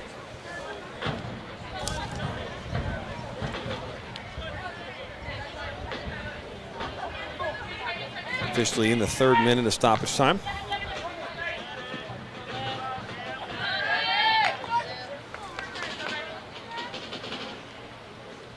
$20 of you voting so far here, 65% in favor of Flint City AFC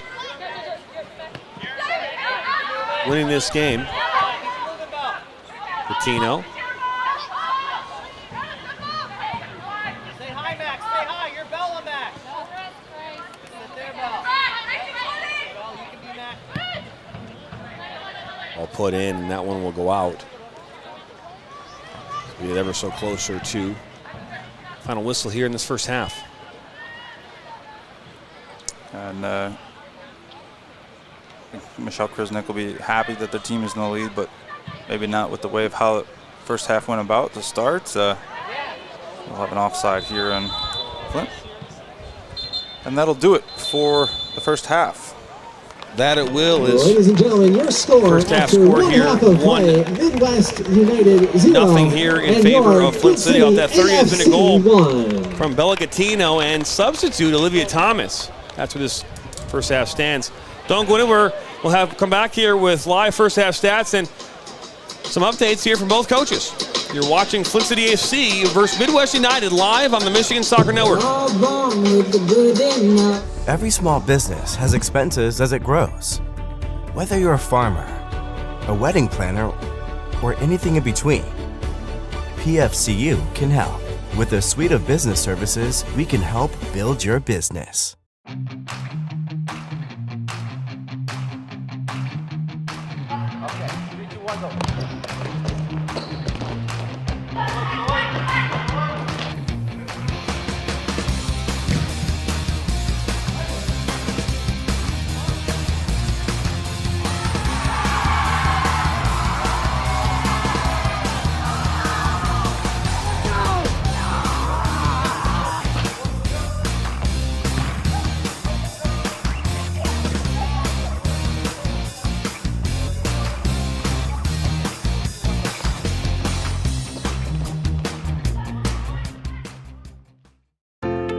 Are you looking to grow here in 2023?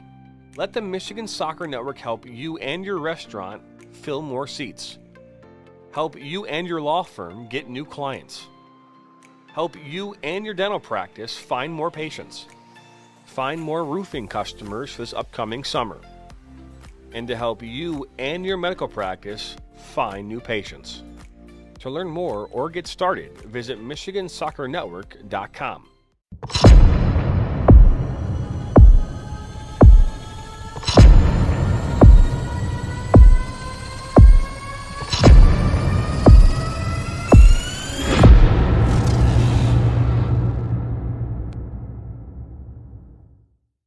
I work in nursing home, I work in the restaurant, and I own my own food truck. And I banquet Huntington. I used to always look at that sign, come on, own your own home. So one day I just said, okay, I'm gonna go talk to the banker. And he didn't tell me, no, it's not possible. He told me anything was possible. And that made me feel good. Hi, I'm Veronica, and this is my banker, Roger. He's awesome. He's a good guy.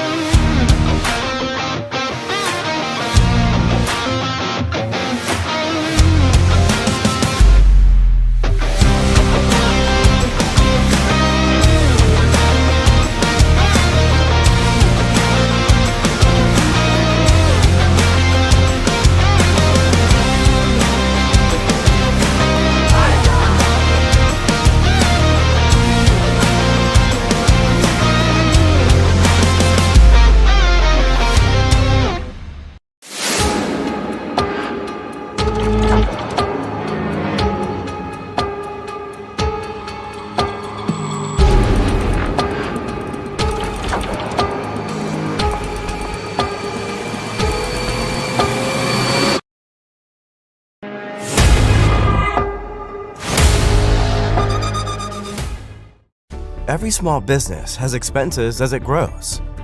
Whether you're a farmer, a wedding planner, or anything in between, PFCU can help. With a suite of business services, we can help build your business. Since 1936, Dover has been specializing in doors for your home. Do you do garage doors? Dover does it. The area's largest selection to meet everybody's style and budget. But do you do entry doors? Absolutely. From steel, fiberglass, wood core, we have the look you'll love. Dover does it. How about storm doors? Of course, we have them all. Steel, aluminum, glass, and the very popular retractable screen. Dover does it. Were you going to ask about interior doors? Why not? You know it. Whether it's a hanging door, bifold door, sliding door, special shapes and sizes, Dover does it. For all your door needs, installation or service, trust the experts. We've been delivering quality for over 80 years. Dover does it.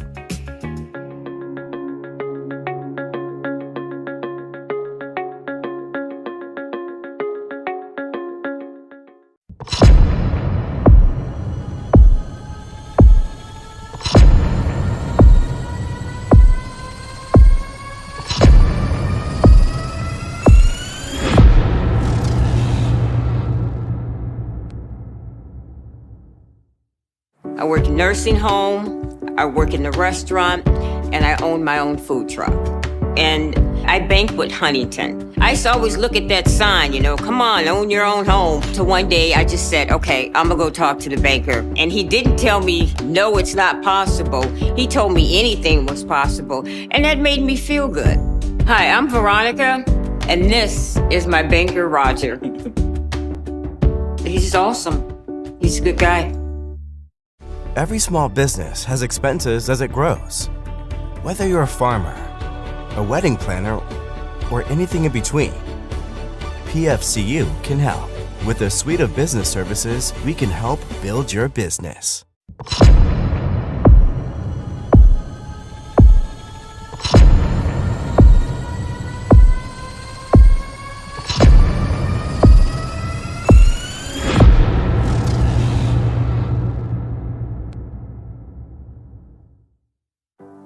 What makes Snyder Financial unique is that we're a family-run financial advisory firm. Our clients enjoy working with us because we're a family. We understand family and relationships. We absolutely find joy in the education process and building relationships with our clients.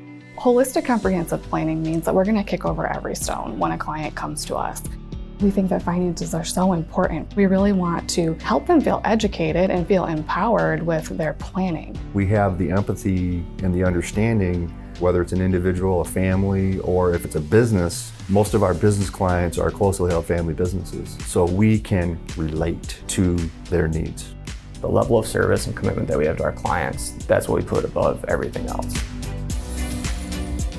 Snyder Financial, a proud sponsor of the Flint City Bucks.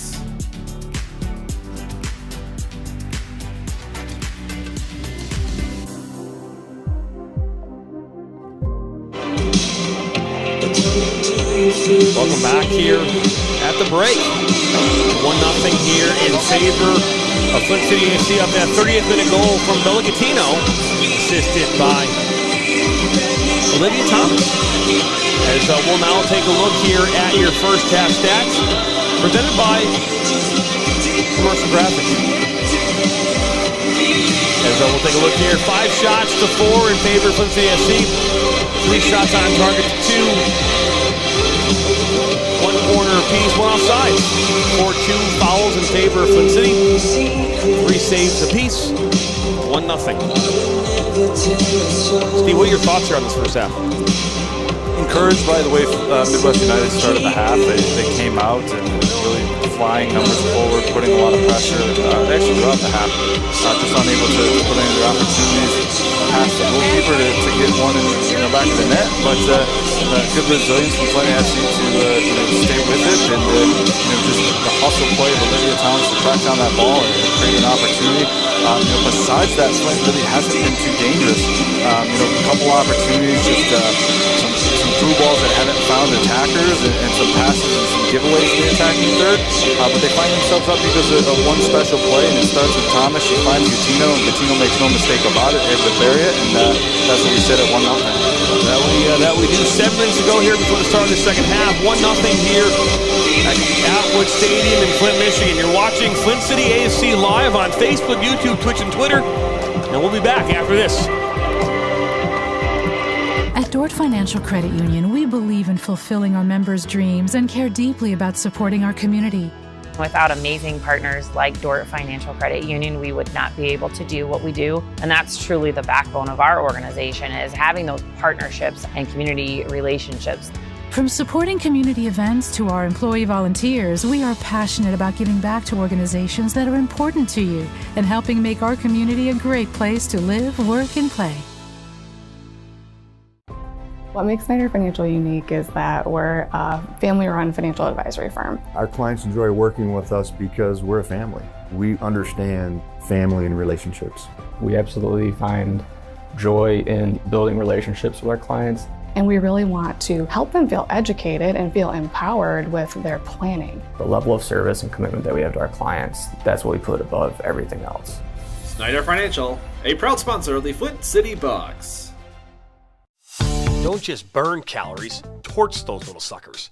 Basecamp Fitness Troy, opening up this March, will help you get maximum results in half the time. Our intensity intervals of cardio and strength training will supercharge your calorie burn, all in just 35 minutes.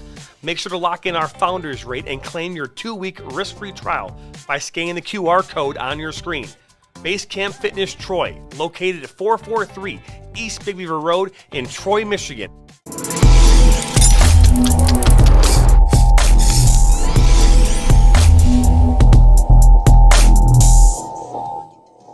Hey guys, I just talked to Manchester United coach Joe White. He said he's been playing with a lot of energy in the first half. He feels that the water rate will the momentum that they had going. He will make some changes at the half. He gave some information. Earlier today, head coach BAC, Coach Rizek saying the team is finally playing some consistency. He said out there tonight. Also, Bella Gaetino with that goal in the 38th minute, taking the lead. They're really having some fun out there. It's very competitive, and we'll see what happens in the second half. Back to you guys. Thank you, Joanna, for that, and we'll bring you back here in a little bit. But we're 4 minutes away here from the start of this second half, so don't go anywhere. When we come back, second half action, live, right here on the Michigan Soccer Network. Granite City Food and Brewery has 2 Michigan locations in Troy and Northville. Serves made-from-scratch food, brews in-house beer, and even has brunch every Sunday from 9 a.m. to 2 p.m. To learn more about their daily specials or to book a private party, visit gcfb.com. Make sure you head over to Granite City in Northville at the corner of 7 Mile and Haggerty, or the Troy location at 16 Mile and I-75.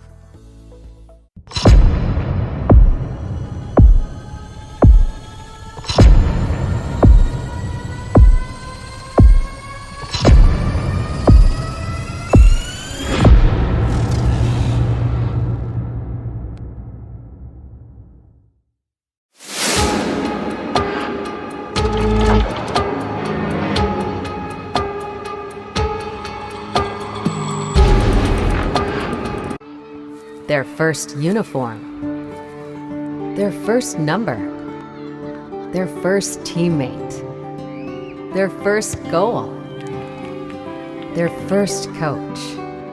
We take great care in making sure their first isn't their last. We're so much more than a soccer class. Come play with us today at kickstarttoddlersoccer.com.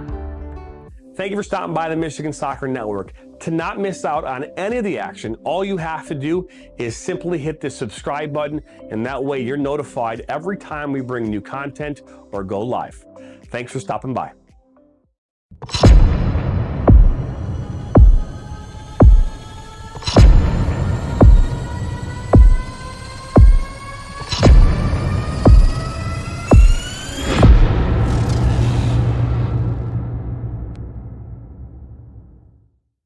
I work in nursing home, I work in the restaurant, and I own my own food truck. And I banquet Huntington. I used to always look at that sign, come on, own your own home. Till one day I just said, okay, I'm gonna go talk to the banker. And he didn't tell me, no, it's not possible. He told me anything was possible. And that made me feel good. Hi, I'm Veronica, and this is my banker, Roger. He's awesome. He's a good guy. I'm a husband. I'm a father. I'm a sister. I'm a son. I'm a brother. I'm a daughter. I'm a sister. I'm a referee. I'm a referee. I am a referee. I'm a referee.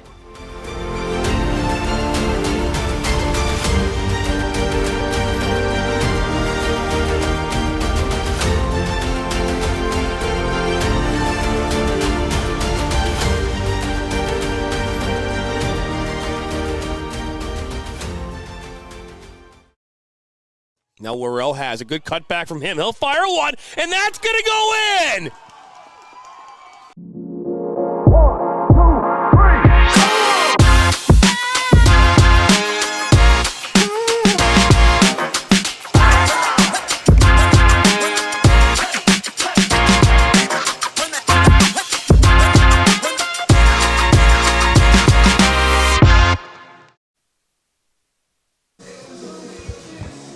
welcome back here into Atwood Stadium. Just getting ready for the start of the second half. John Turner, Steve Best, Joanna Tuttle, the third member of our team, down on the sideline. We're happy you stopped by here on this Friday evening, the first Friday of June. Only 19 days away from the official start of summer.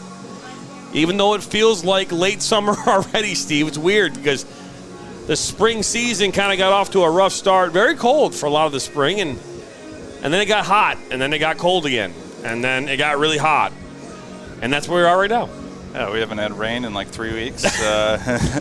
My front yard is showing it. It's been a fast and furious summer. We went from a couple nights where it definitely got awfully chilly and right back into the intense heat.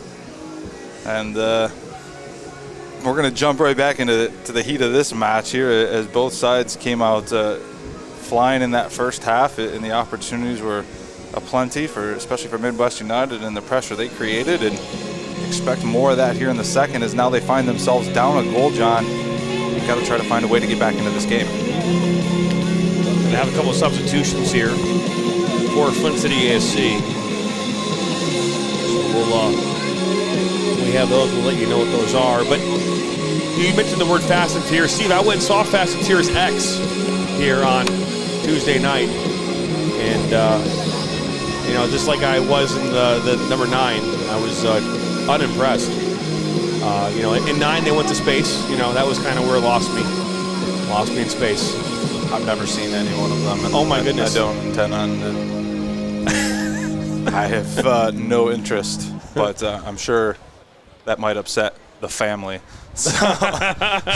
The family, it's good. That's good. But they're making 3 more of them. So I mean, hey, when opening weekend, when you're selling and making $500 million in the first weekend of a movie, you can't not make another one. I mean, I get it. The clips I have seen cars into space and landing, ridiculous jumps. I have no idea the context or plot of any of the movies. Don't care to. I just have a feeling that it has gotten away from being fast and furious and being far more about much other things. But anyway. Hey, dude, I agree with you. But my wife loves Fast and Furious, and what can you say? It's one of those things. I've definitely been more adamant about not seeing it. Like I have no intention, but a change is coming, John. Something I have been adamant about, which is my Android phone will soon be going away to make ways for a new iPhone over here. So you can welcome the blue bubble back into your life. Number 19, Renee Tollickson, and number 15, Reese Slater. Oh, the ball inside. That was for Worthman. And good work from Lawrence. So Casey Lauer now in for Flint City AFC number 8. Oh, you're fine. Yep. This is though Tilson stepped off. Lauer will get her first touch. Out here to Thomas on this near side. Thomas with that speed gets the edge inside the 18. Looking at her left foot, back post. Just got away from her a little bit. She's able to isolate her defender here on that right side. Able to get her touch and get past the defender. Able to whip that ball in, but unable to find a teammate. Good start here from Flint AFC in this opening minutes of the second half. You'd imagine that Krisnick would have message to her team was a little more urgency, a little more energy. I wouldn't say flat. I don't know if flat's the right word to use, but they were definitely more settled down. In that first half. I think they were sloppy in a lot of ways. Just their passes, their giveaways. Like it's one thing, if the defense makes a good effort on a ball that you play in and just doesn't find a teammate, but when you're passing it right to the other team, there's no excuse for that. And I think those are the things that Shelby have talked about at halftime and to address, and that. It's not that they're lucky to find themselves up 1-0. It was a good, well-earned goal, but they could have easily be down or tied in this game with the way Midwest United has played. Foul coming here on Flint, but they were good enough to take advantage of their opportunity and score, and that's all that matters. And things to improve on and get better here in that second half.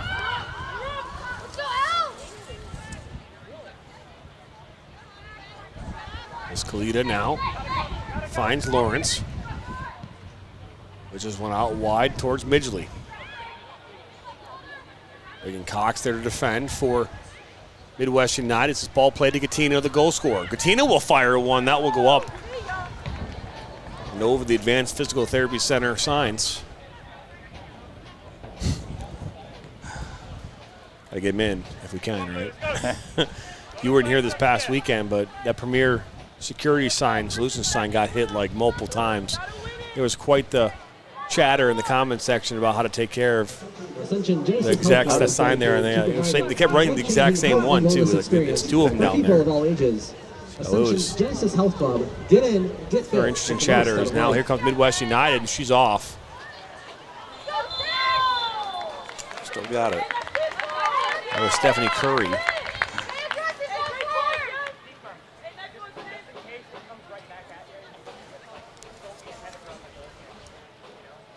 Good movement, good idea there for Midwest United. Just a little mistimed run and pass there, but Coach Joe West will be encouraged by the early attack here. Midwest United has to find a way, create more opportunities in on goal. They want to get back into this match.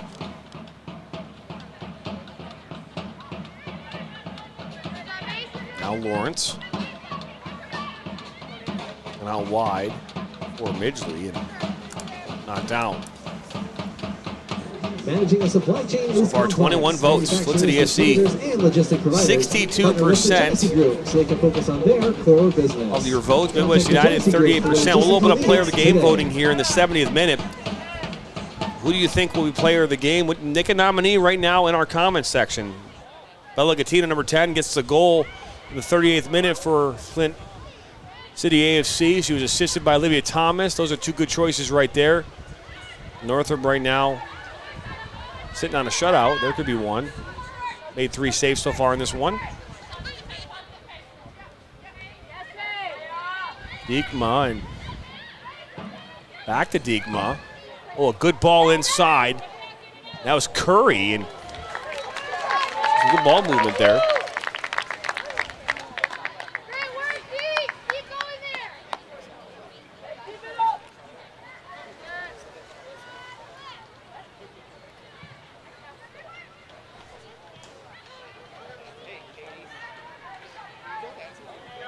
Andrew Dunbar says Bella for sure. So there's your first nominee.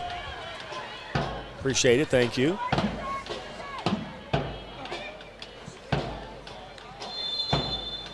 The foul right there on Thomas. Late challenge after ball was gone. Good eye by the referee to see that late contact. Free kick coming here for Midwest United. Just inside the half.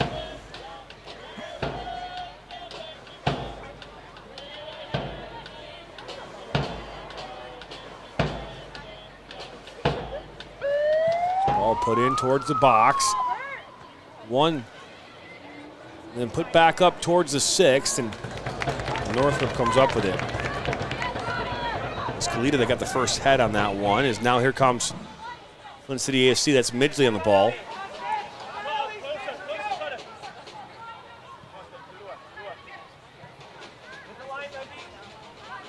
Worthman looking for Thomas. The flag goes up as Thomas gets a touch.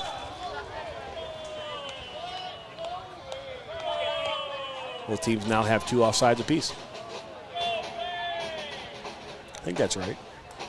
They only had 1 apiece in the first half, so they both shared 1 apiece here in the second. It's good, man. I know, right? 1 plus 1 is pretty easy. I'm good at math, especially when there's low numbers like that. I was just thinking about how fun it would be to do a broadcast from inside a bounce house. Think you could do it, Steve? I have a feeling the equipment might not last. I think this is Otto. She plays it towards the top of the 18. That was Diekman running onto that.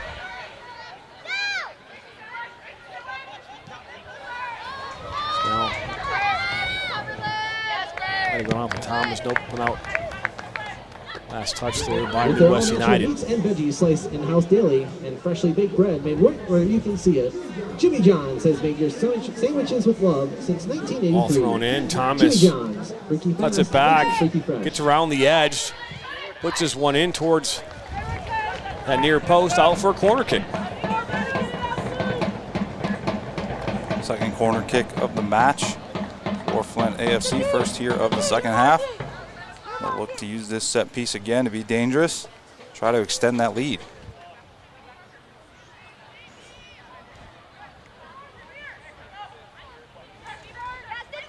Looks like it should be Lawrence taking this as this ball is put in near post. No one there for Flint City. Yeah, just not enough of it to clear that defender, that first line defender, and Midwest United will look to counter. Ooh, good defensive play there.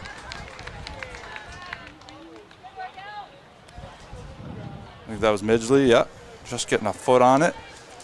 Preventing that counter attack as Midwest United had some numbers flying up this left side. Mac Midgley, great defensive work there for Flint.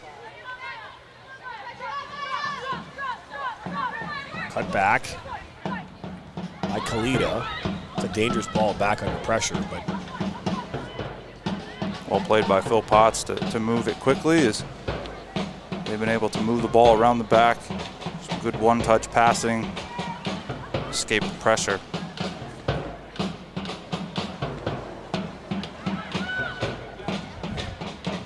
Ball switched towards Thomas. One back. Now Worthman takes on two defenders, takes a shot, far post, and that goes in. What a strike from Abby Worthman. And Flint City AFC 2, Midwest United 0. Abby Worthman gets this ball in her left foot. She's able to dribble through not one, not two, but three defenders, a sharp angle. She buries it side netting, no chance for the goalkeeper there as Abby Worthman extends Flint City AFC's lead to 2-0 to put them well in control of this match. What a strike from Abby Worthman. I mean, talk about an angle. Your left foot, I mean, that's a tough one to put in that corner like that, and she was able to do that, but then hard enough to get through three defenders, as you had mentioned as well.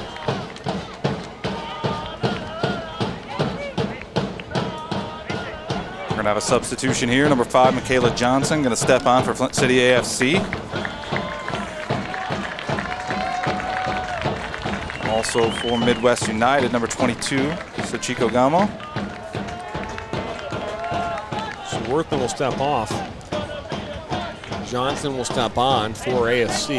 Well-earned break for Abby Worthman tonight as she was very impactful throughout the game, creating some opportunities, and her best opportunity to come in there in that goal to give her side the 2-0 advantage. And it was a great strike, a great individual effort, taking on three defenders, weaving her way through and not putting herself, John, in a position where you would normally have a clear look at goal. She was well wide outside to the left of that penalty area. She gets it onto her strong left foot. She buries it in the side netting, and it's an absolutely ridiculous hit. And goal she'll save her, I'm sure. City AFC goal scored by number 16, Abby Worthman. That goal was scored in the 54th minute. Worthman, 54th minute. Giving credit to that goal in the 54th minute, the official scorekeeper here at Atwood Stadium. All right. And it's funny. Okay, Abby gets a vote today, LOL. So one vote so far. So Andrew Dunbar has nominated Worthman and Bella. For Midwest United, number 12, Macy Waringa. Entering the game, number 22, Sachiko Gamo. Substitution for Flint City AFC, exiting the game, number 16, Abby Worthman. Well, we see entering the game, Macy Waringa back in the match for again, those substitutions occurred Midwest in the 55th United. Minute.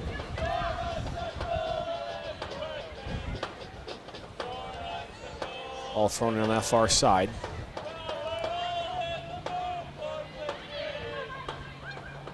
A player go down there. Good work from Otto. Midwest United as this ball now goes to Catino. Some nice footwork there from Otto in the box, just unable to get an opportunity out of it, but here comes Midwest United again. A good defensive play again as this one looks to go over the top for Thomas. Thomas has the speed. You get around the corner, Thomas off the post. You give her the space and the and the real estate like that, and she's going to make things happen. We saw it in the first half on her assist in the 38th minute to Gattino, almost sneaking one by that near post. It was Thomas.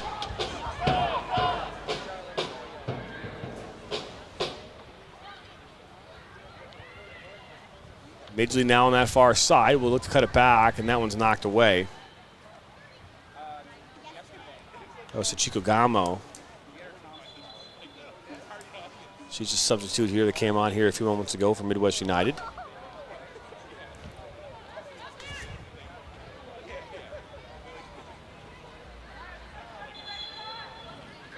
Sophia Pietrowski is now on here for Flint City AFC, playing right back. I think she started the half on. I think we may have missed it at the beginning of the half. As there's another foul, this time on Midwest United, and free kick coming here for Flint AFC in a dangerous spot, John. We've seen a couple fouls, both halves now down at this end in this dangerous position. Now we have this is Gattino, who's going to be standing over this one for Flint City AFC. 31 yards away from goal or so. Well, this might be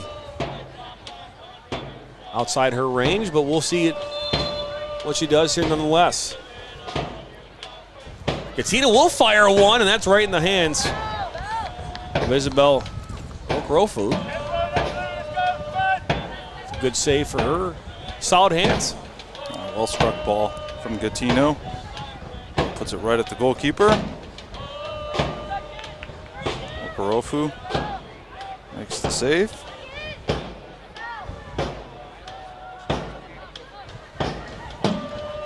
Ball one there by Midwest United, and that's Blitchuk.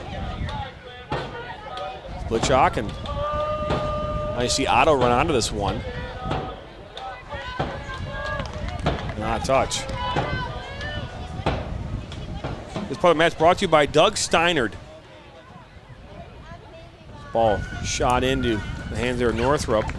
Doug Steinert, the official real estate agent of Michigan Soccer Network, works with Century 21 Campbell, and he can help you from beginning to end if you're looking to buy or sell your house. For more information, you can call Doug at 248-765-1781 or email dougsteinert@gmail.com. That's DOUGSTEINARD.com or at gmail.com. Thank you, that's not a website. Science, technology, education, my bad. mathematics, and business fields. Visit kettering.edu to start your next chapter today. So Midgley brings this one down, and she'll play it back to Northrop. We're 30 minutes away from the end of this match on this Friday evening. The 7th match of the season for Flint City AFC, sitting atop the table with 14 points. Scored 19 goals now on the season. Which, out wide.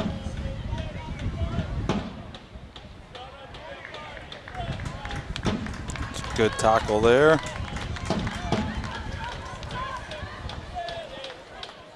And given away to Albert. Butchok, and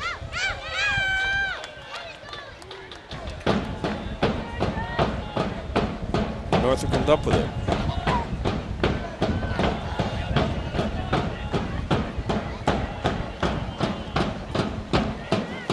Midgley. Scott Lawrence making the run out here on his near side. Lawrence wins it. We're gonna call a foul on Lawrence.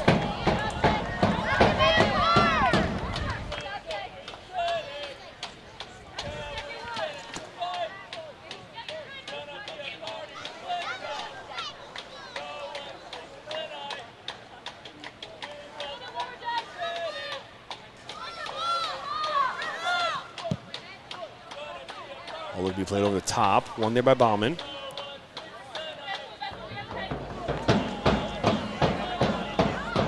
the last touch there off of Midwest United.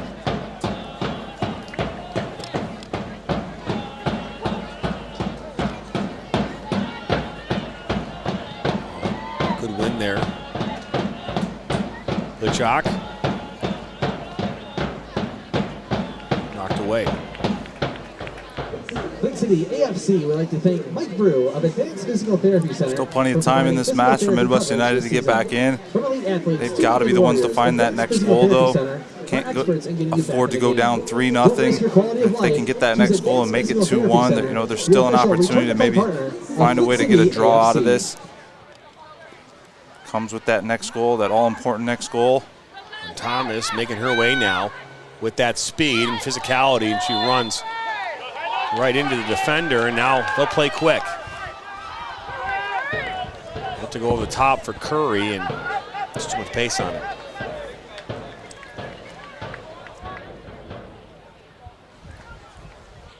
Well, we're almost to what we predicted. We need a couple more goals. One from each side. Still plenty of time. That there is. Last time I was in this booth, I had a good feel of the game. I was predicting goals, not so much tonight.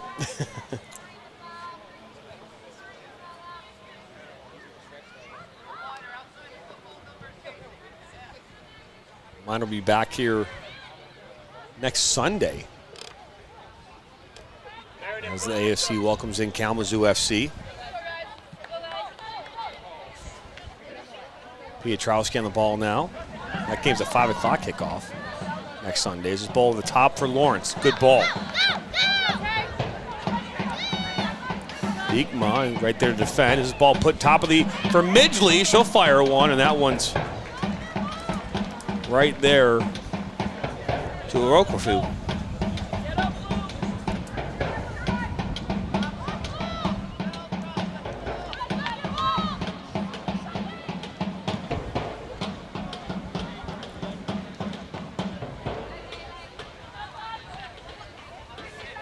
Stony Creek beats Rochester 3-1 in that district final. Not surprised one bit, to be fair. Not that Rochester didn't have, obviously, widely considered to be the #1 team throughout the season, but Stony Creek put up a lot of wins as well and performed at a high level in the match we saw. Really could have gone either way, so not surprised to see them come out here. Again, like we mentioned, maybe using that motivation, that revenge from losing the conference title to secure a district title and move on to state tournament. Johnson will make her way now into the 18. Johnson for a wide open Thomas. 3-1. Sorry, 3-0, not 3-1. Olivia Thomas with the finish. Michaela Johnson with the hard work to set the play up here. She dribbles past her defender, is able to cut that back to the face of goal, and Olivia Thomas is waiting right there to tap it in. And Flint AFC now find themselves up in a commanding 3-0 advantage here. 66 minutes in to this match, and looks like we're gonna have a couple changes for Midwest United. Number 10, Olivia Dalt will be checking in, as well as number 3, Meredith Vance.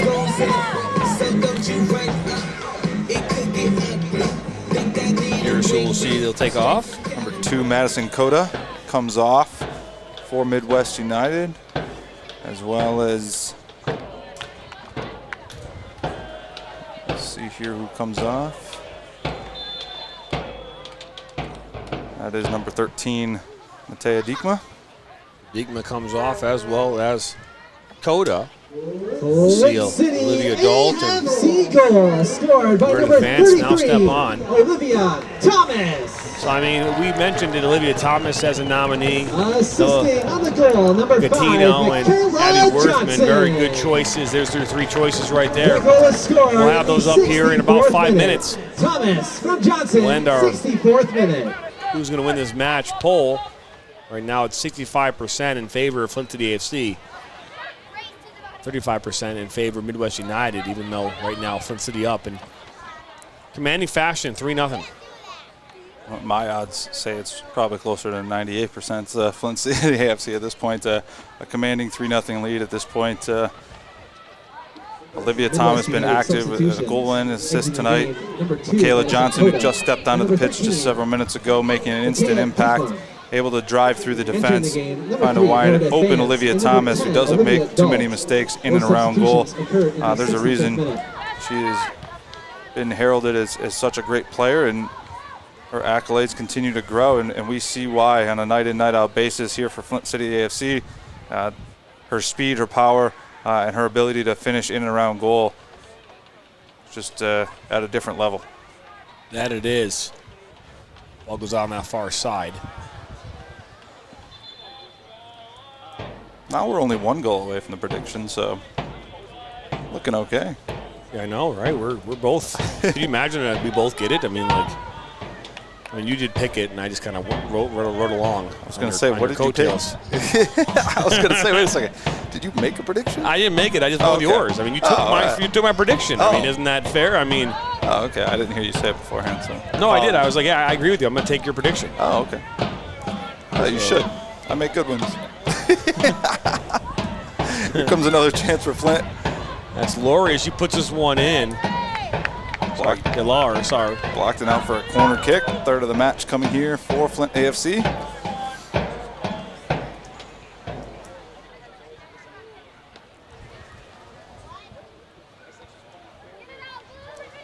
.21 minutes remain here in this second half.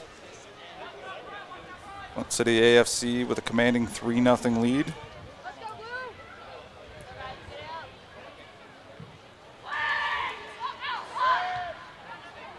Headed down, but cleared out by Midwest United. Kayla Johnson at the top of the box. Her shot gets through, but unable to find the frame, and out for a goal kick. So a few more subs coming in here for Flint City. We're going to see number 23, Jenna Blackburn, as well as number 14, Reese Canada. So we'll see Bella Gattino and Midgley, I think, come off. And we will put our player of the game poll right now into the comment section here on our YouTube channel. So get your votes in now. Substitutions for Flint City AFC exiting the game. Number 10, Bella Gaetino, and number 20, Mac Midgley. Have entering the game, number 23, Jenna Blackburn. Player of the game interviewed here post-game with Joanna Tuttle on the sideline. Occur in the 70th minute.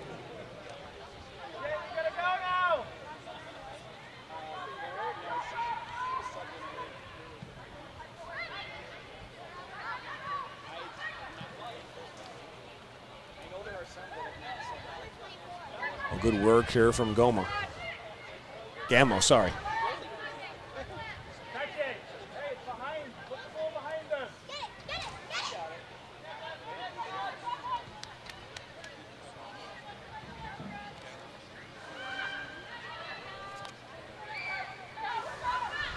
So today's official attendance here at Atwood Stadium, 690.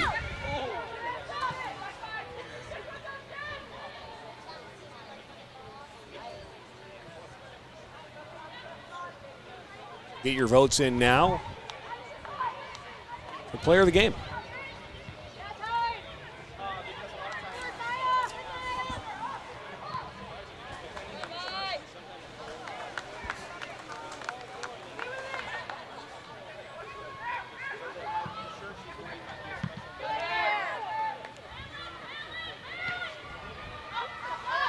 Pietrowski will chase this one down. Looks to play back to Northrop.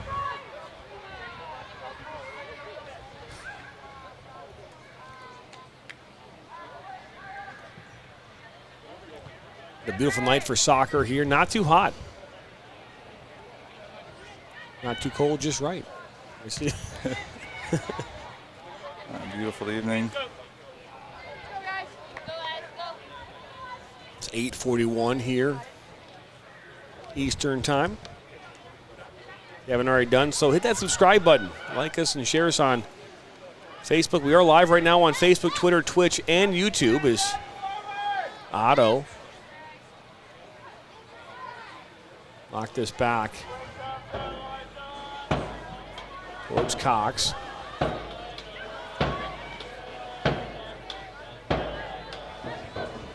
So right now, 2 votes in, both for Abby Worthman. A couple subs coming from Midwest United at the next chance. Yeah, can't disagree with the votes for Abby Worthman. A fantastic finish is a foul and it'll be a yellow. That one's pretty textbook there. That one, tactical foul, stopping a promising attack there. And that's Thomas with number 19,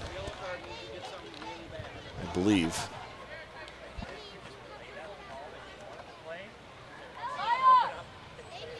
See a couple of subs come in. That was number 17, Olivia Albert. My bad. Thank you.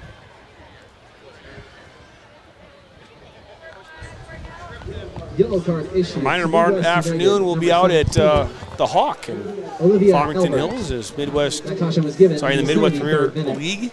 As Troy United, a newcomer to that league, will be taking on Detroit Union. Then on Sunday, we'll be out in Corktown at the old ballpark as they welcome in Cap City. And Governor Whitmer. No, Whitmer, just Jocelyn Benson. Oh, Jocelyn Benson. That's it. The Secretary of State And number 6 is Thomas down by the end line. She'll run out of real estate. Number 18, Olivia. But yeah, we'll have that'd be kind of fun. She's doing the honorary captain of the coin toss. Could say a few words during the beginning of the match. That kickoff at 6 p.m. by the way. Nice early matchup there on. Gives us enough time to go down there, enjoy a good match, and then get home at a reasonable hour. Unless you decide to stick around downtown Detroit. Yep. And then next Wednesday, June 7th, we'll be out back out at the old ballpark as the Corktown WFC welcomes in the Rebels FC.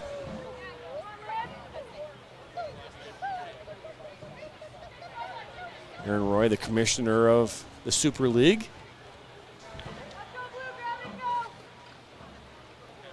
Olivia Thomas getting a vote now. She's got a vote. We got 15 minutes to go getting your votes in, so get them in now.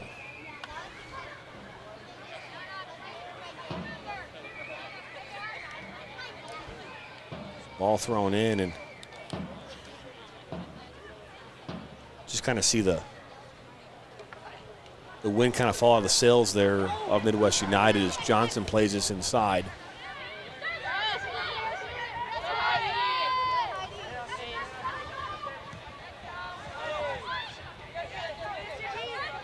Piotrowski.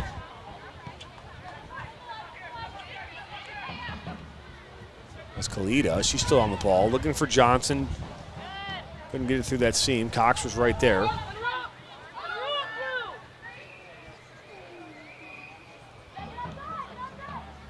Phil Potts out wide. Lauer. Looking for Blackburn and too much pace.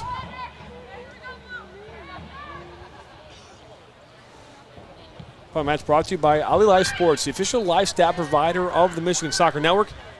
To learn more about Ali Live Sports, head over to the Google Play on your Android device or the Apple Store on your Apple device, which Steve will soon be utilizing very soon. Yeah. And download the app for free. Dark day. It's a dark day. Yeah, but I don't really have much of a choice at this point. My phone is smashed, and well, I can tell you, I've gone through a lot of iPhones, and me personally, knocking on wood, I've never really had to replace an iPhone for myself, outside of just buying the newest and the greatest. My wife, on the other hand, and my kids tend to lose an iPhone. Seems like now every other month, or it breaks the screen or something like that. So yeah, and you know, it's I think the first time I've ever really smashed a screen like this. Well, I guess I didn't. Car ran over it, but Steve, you shouldn't put your phone in the road. You know, it wasn't my intent, but yeah. Your phone should be wearing one of those helmets or something. I mean, I guess if I had an OtterBox on it, it might have been all right, but we'll never know. It's not the case, so it doesn't matter. I'm switching. So any of my friends and family out there, if you have an iPhone, you'll soon be seeing me as a blue bubble instead of the annoying green bubble that I know everyone hates. Yeah, I don't like it. I can't FaceTime you. It's terrible. That might be a good thing. I'm going to start getting 7 a.m. FaceTime from John. Oh, boy. Miss Johnson, that is no ball at all. And she is taken down. And that should be a yellow card, and it will be.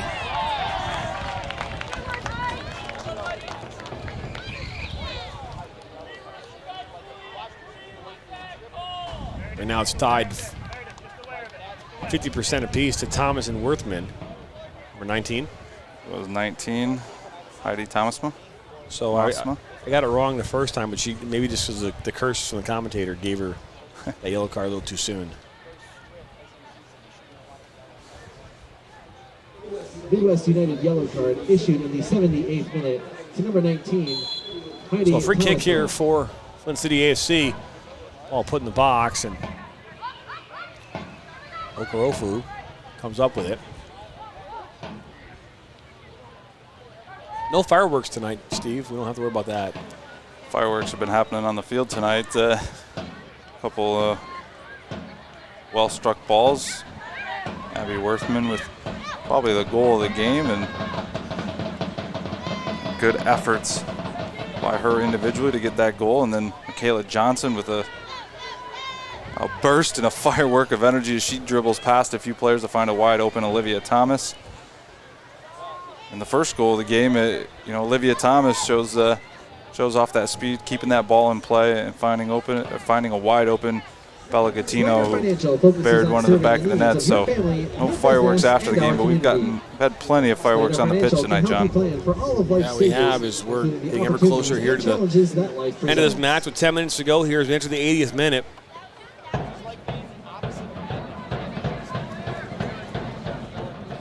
Barring a miracle of 3 unanswered goals, Flint will retain their sole possession of first place and move to 17 points on the season and get their 5th win.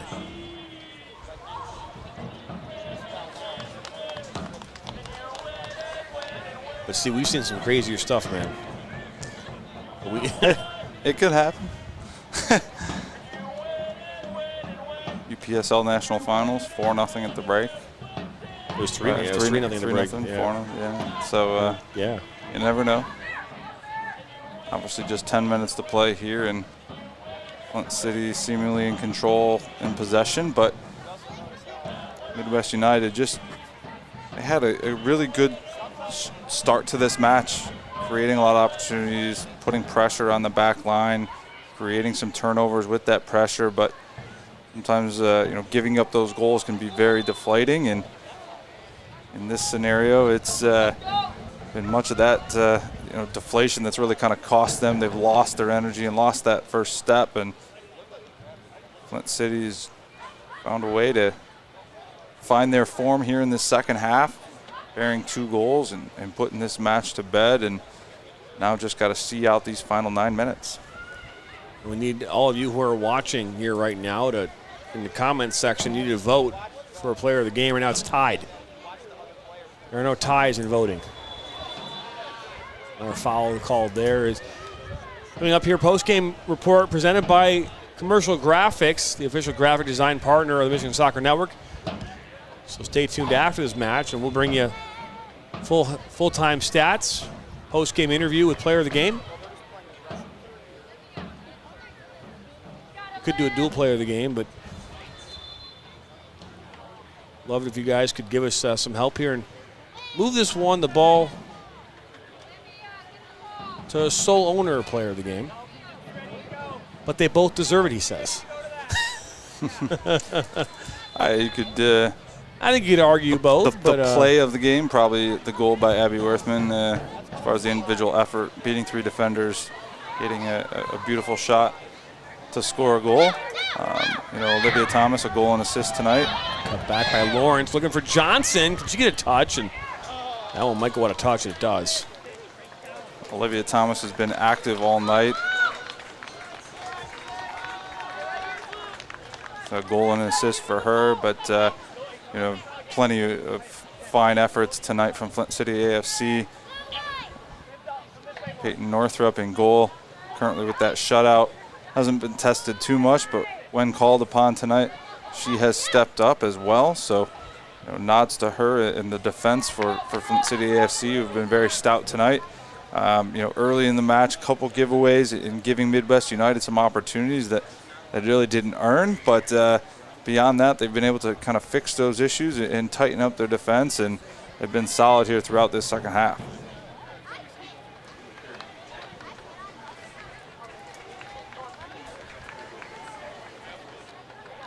Fifth vote just came in. Maybe Thomas now with a 60% lead over Abby Worthman.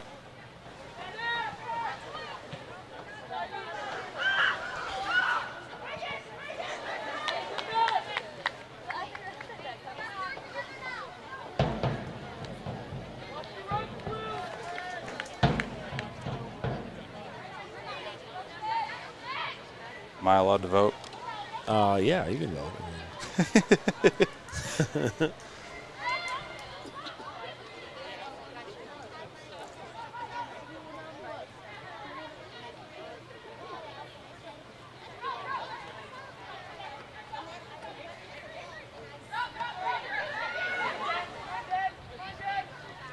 All it to go over the top. It's a good ball. Looking for Lawrence. Lawrence under control. Inside the 18 will take a shot that's blocked.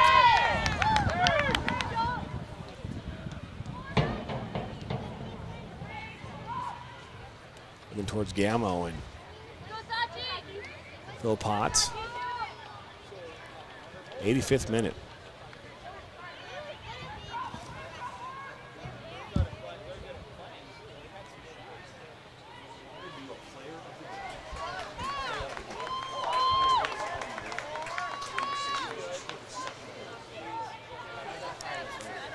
Flint City just find a way to maintain possession here, and they know that the remainder of this game just got to see out the clock, just keep possession here.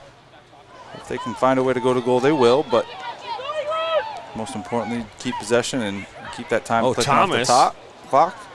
Thomas looks to shoot from deep, but unable to find the target. A little ambitious there from almost 40 yards out. AFC, Ally is committed to an equal investment in women's and men's sports media. Learn more at watchtochange.com, because we're all better off with an ally.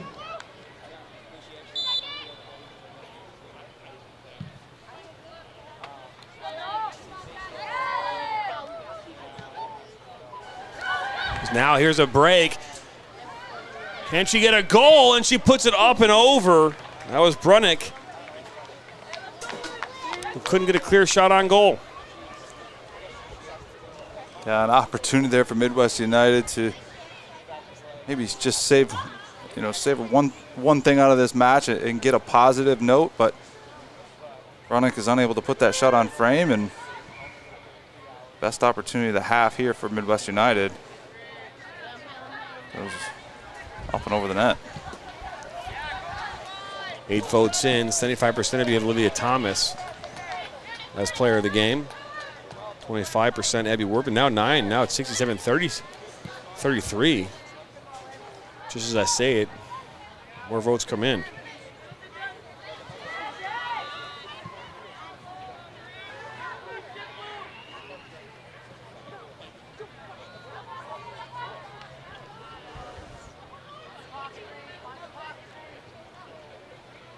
Piotrowski.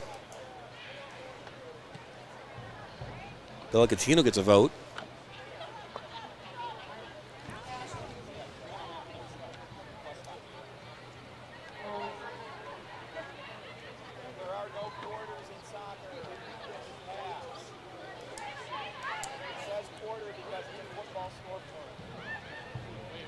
So 10 total votes coming in for player of the game. We appreciate it.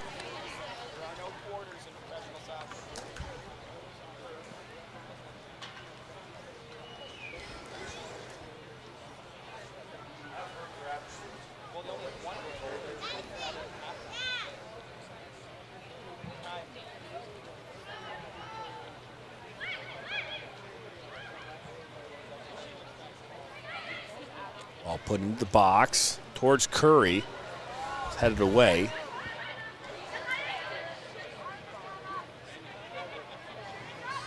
good work from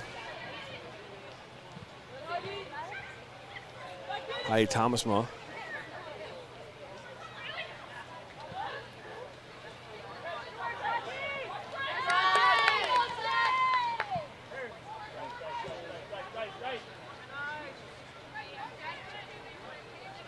Vance.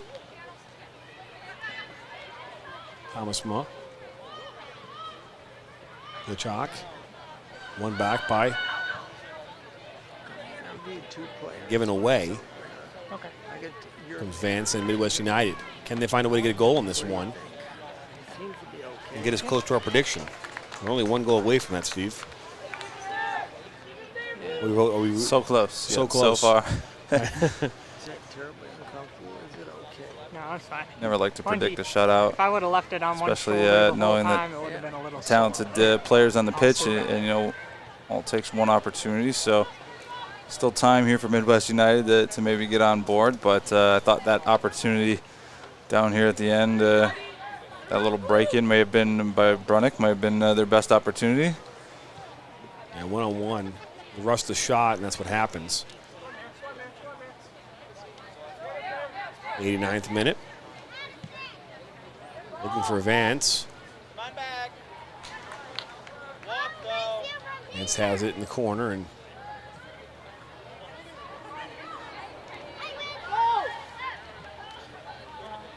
Thomas now on the ball. Here comes that speed. Keeps going out the middle of the park. Still has it, and she looked to take a shot. She probably could have kept going with that. I think she just may have ran out of gas there as she made quite a long run. Just unable to finish with the shot on frame as it trickles out wide. Good individual effort there, though, from Olivia Thomas. There's a ball in. Stephanie Curry. Back to Northrop.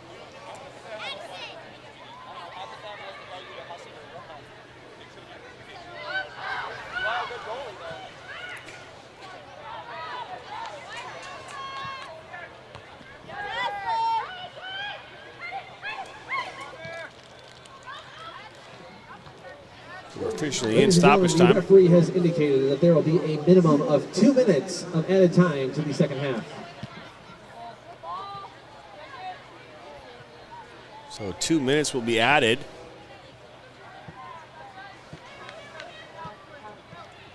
Just a few moments away from the end of this game. And again, Flint City will move to continue to be undefeated with their 5th win. Takes some getting used to. It's the first time never been on the field. Always up there. Yeah, he did a nice job. So Vance will throw this one in for Midwest United. We'll move to 1-2-1 on the season.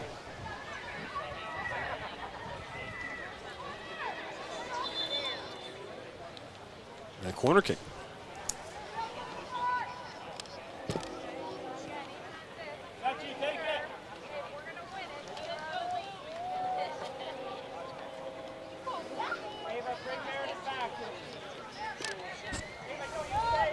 This is Gamble who's going to take this for Midwest United.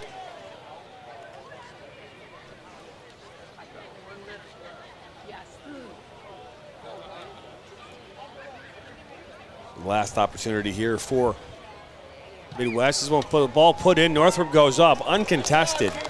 Comes down with it.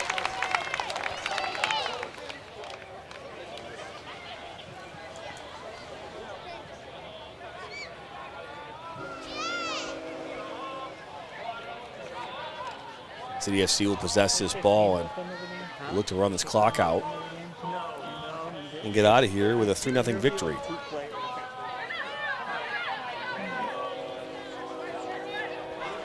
They do on the field some, you know. That goes out. And sure enough, that is the final here from Atwood Stadium. 3-0 here in favor of Flint City AFC on this Friday evening, the 2nd of June. When we come back, we'll have some post-game coverage for you, presented by Commercial Graphics. the official graphic design partner of the Michigan Soccer Network. I'll be back after this. Don't just burn calories, torch those little suckers.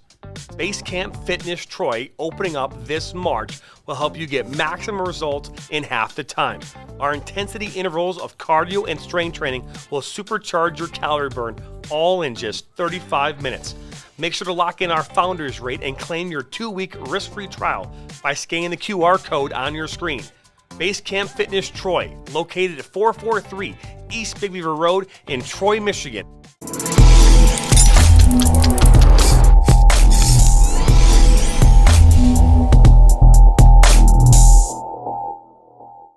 Clubs love Ollie because it helps them manage their club and accelerate the development of their coaches and players.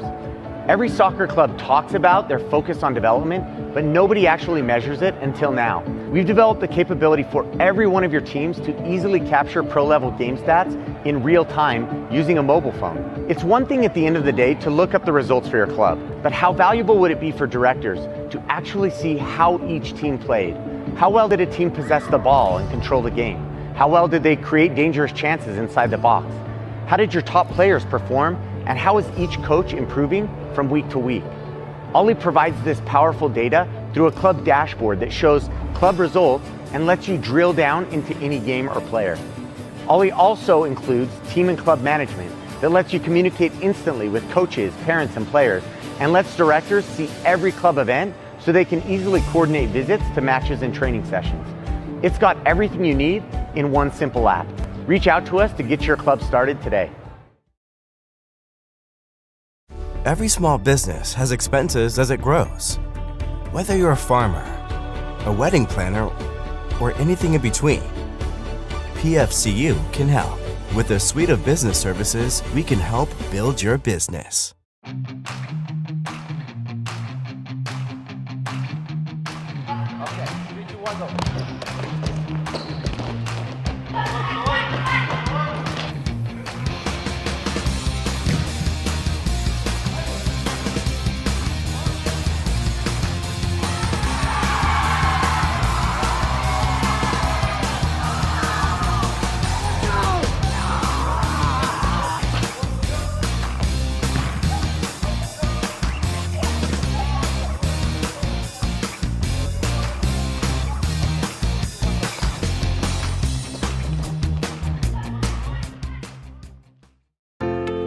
Are you looking to grow here in 2023?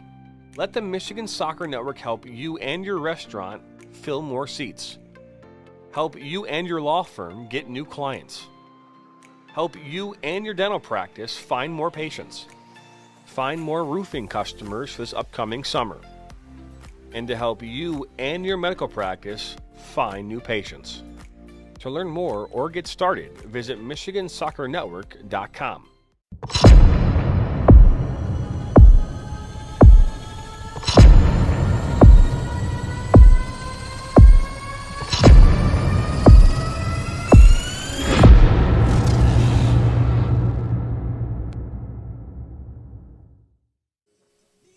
Thanks, guys. Another victory for Flint City AFC. I am joined by Abby Worthman with the play of the game tonight and Olivia Thomas, the player of the game tonight. Abby, that goal was incredible. You know what? I had a chance to talk to your coach before the game. She said you've been consistent all season long. How does that make you feel? Really good. Yeah, felt good in this game today. Kind of a turnaround in the second half. You felt the energy a little bit more? Yeah, definitely. We played a lot better as a team. Definitely the energy came when you came in, Olivia, as a sub with the assist and then the goal later in the game. What do you attribute all that to today?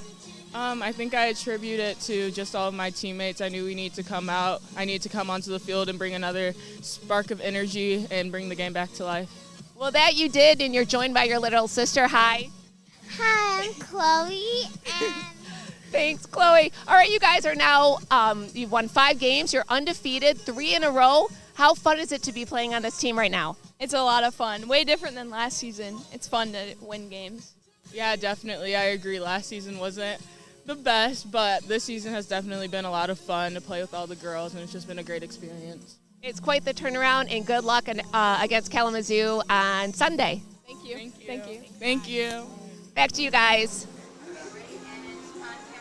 Thank you, Joanna. That was Olivia Thomas, the player of the game, and Abby Worthman. And, the play of the game with that goal coming in the 54th minute. A great strike it was from Abby Worthman. There's your final stats right there, presented here by Commercial Graphics. Steve, again, you look at the stats, the tale of two halves. You saw that 1-0 going in the half, 1-0, now 3-0 here, how the game ended.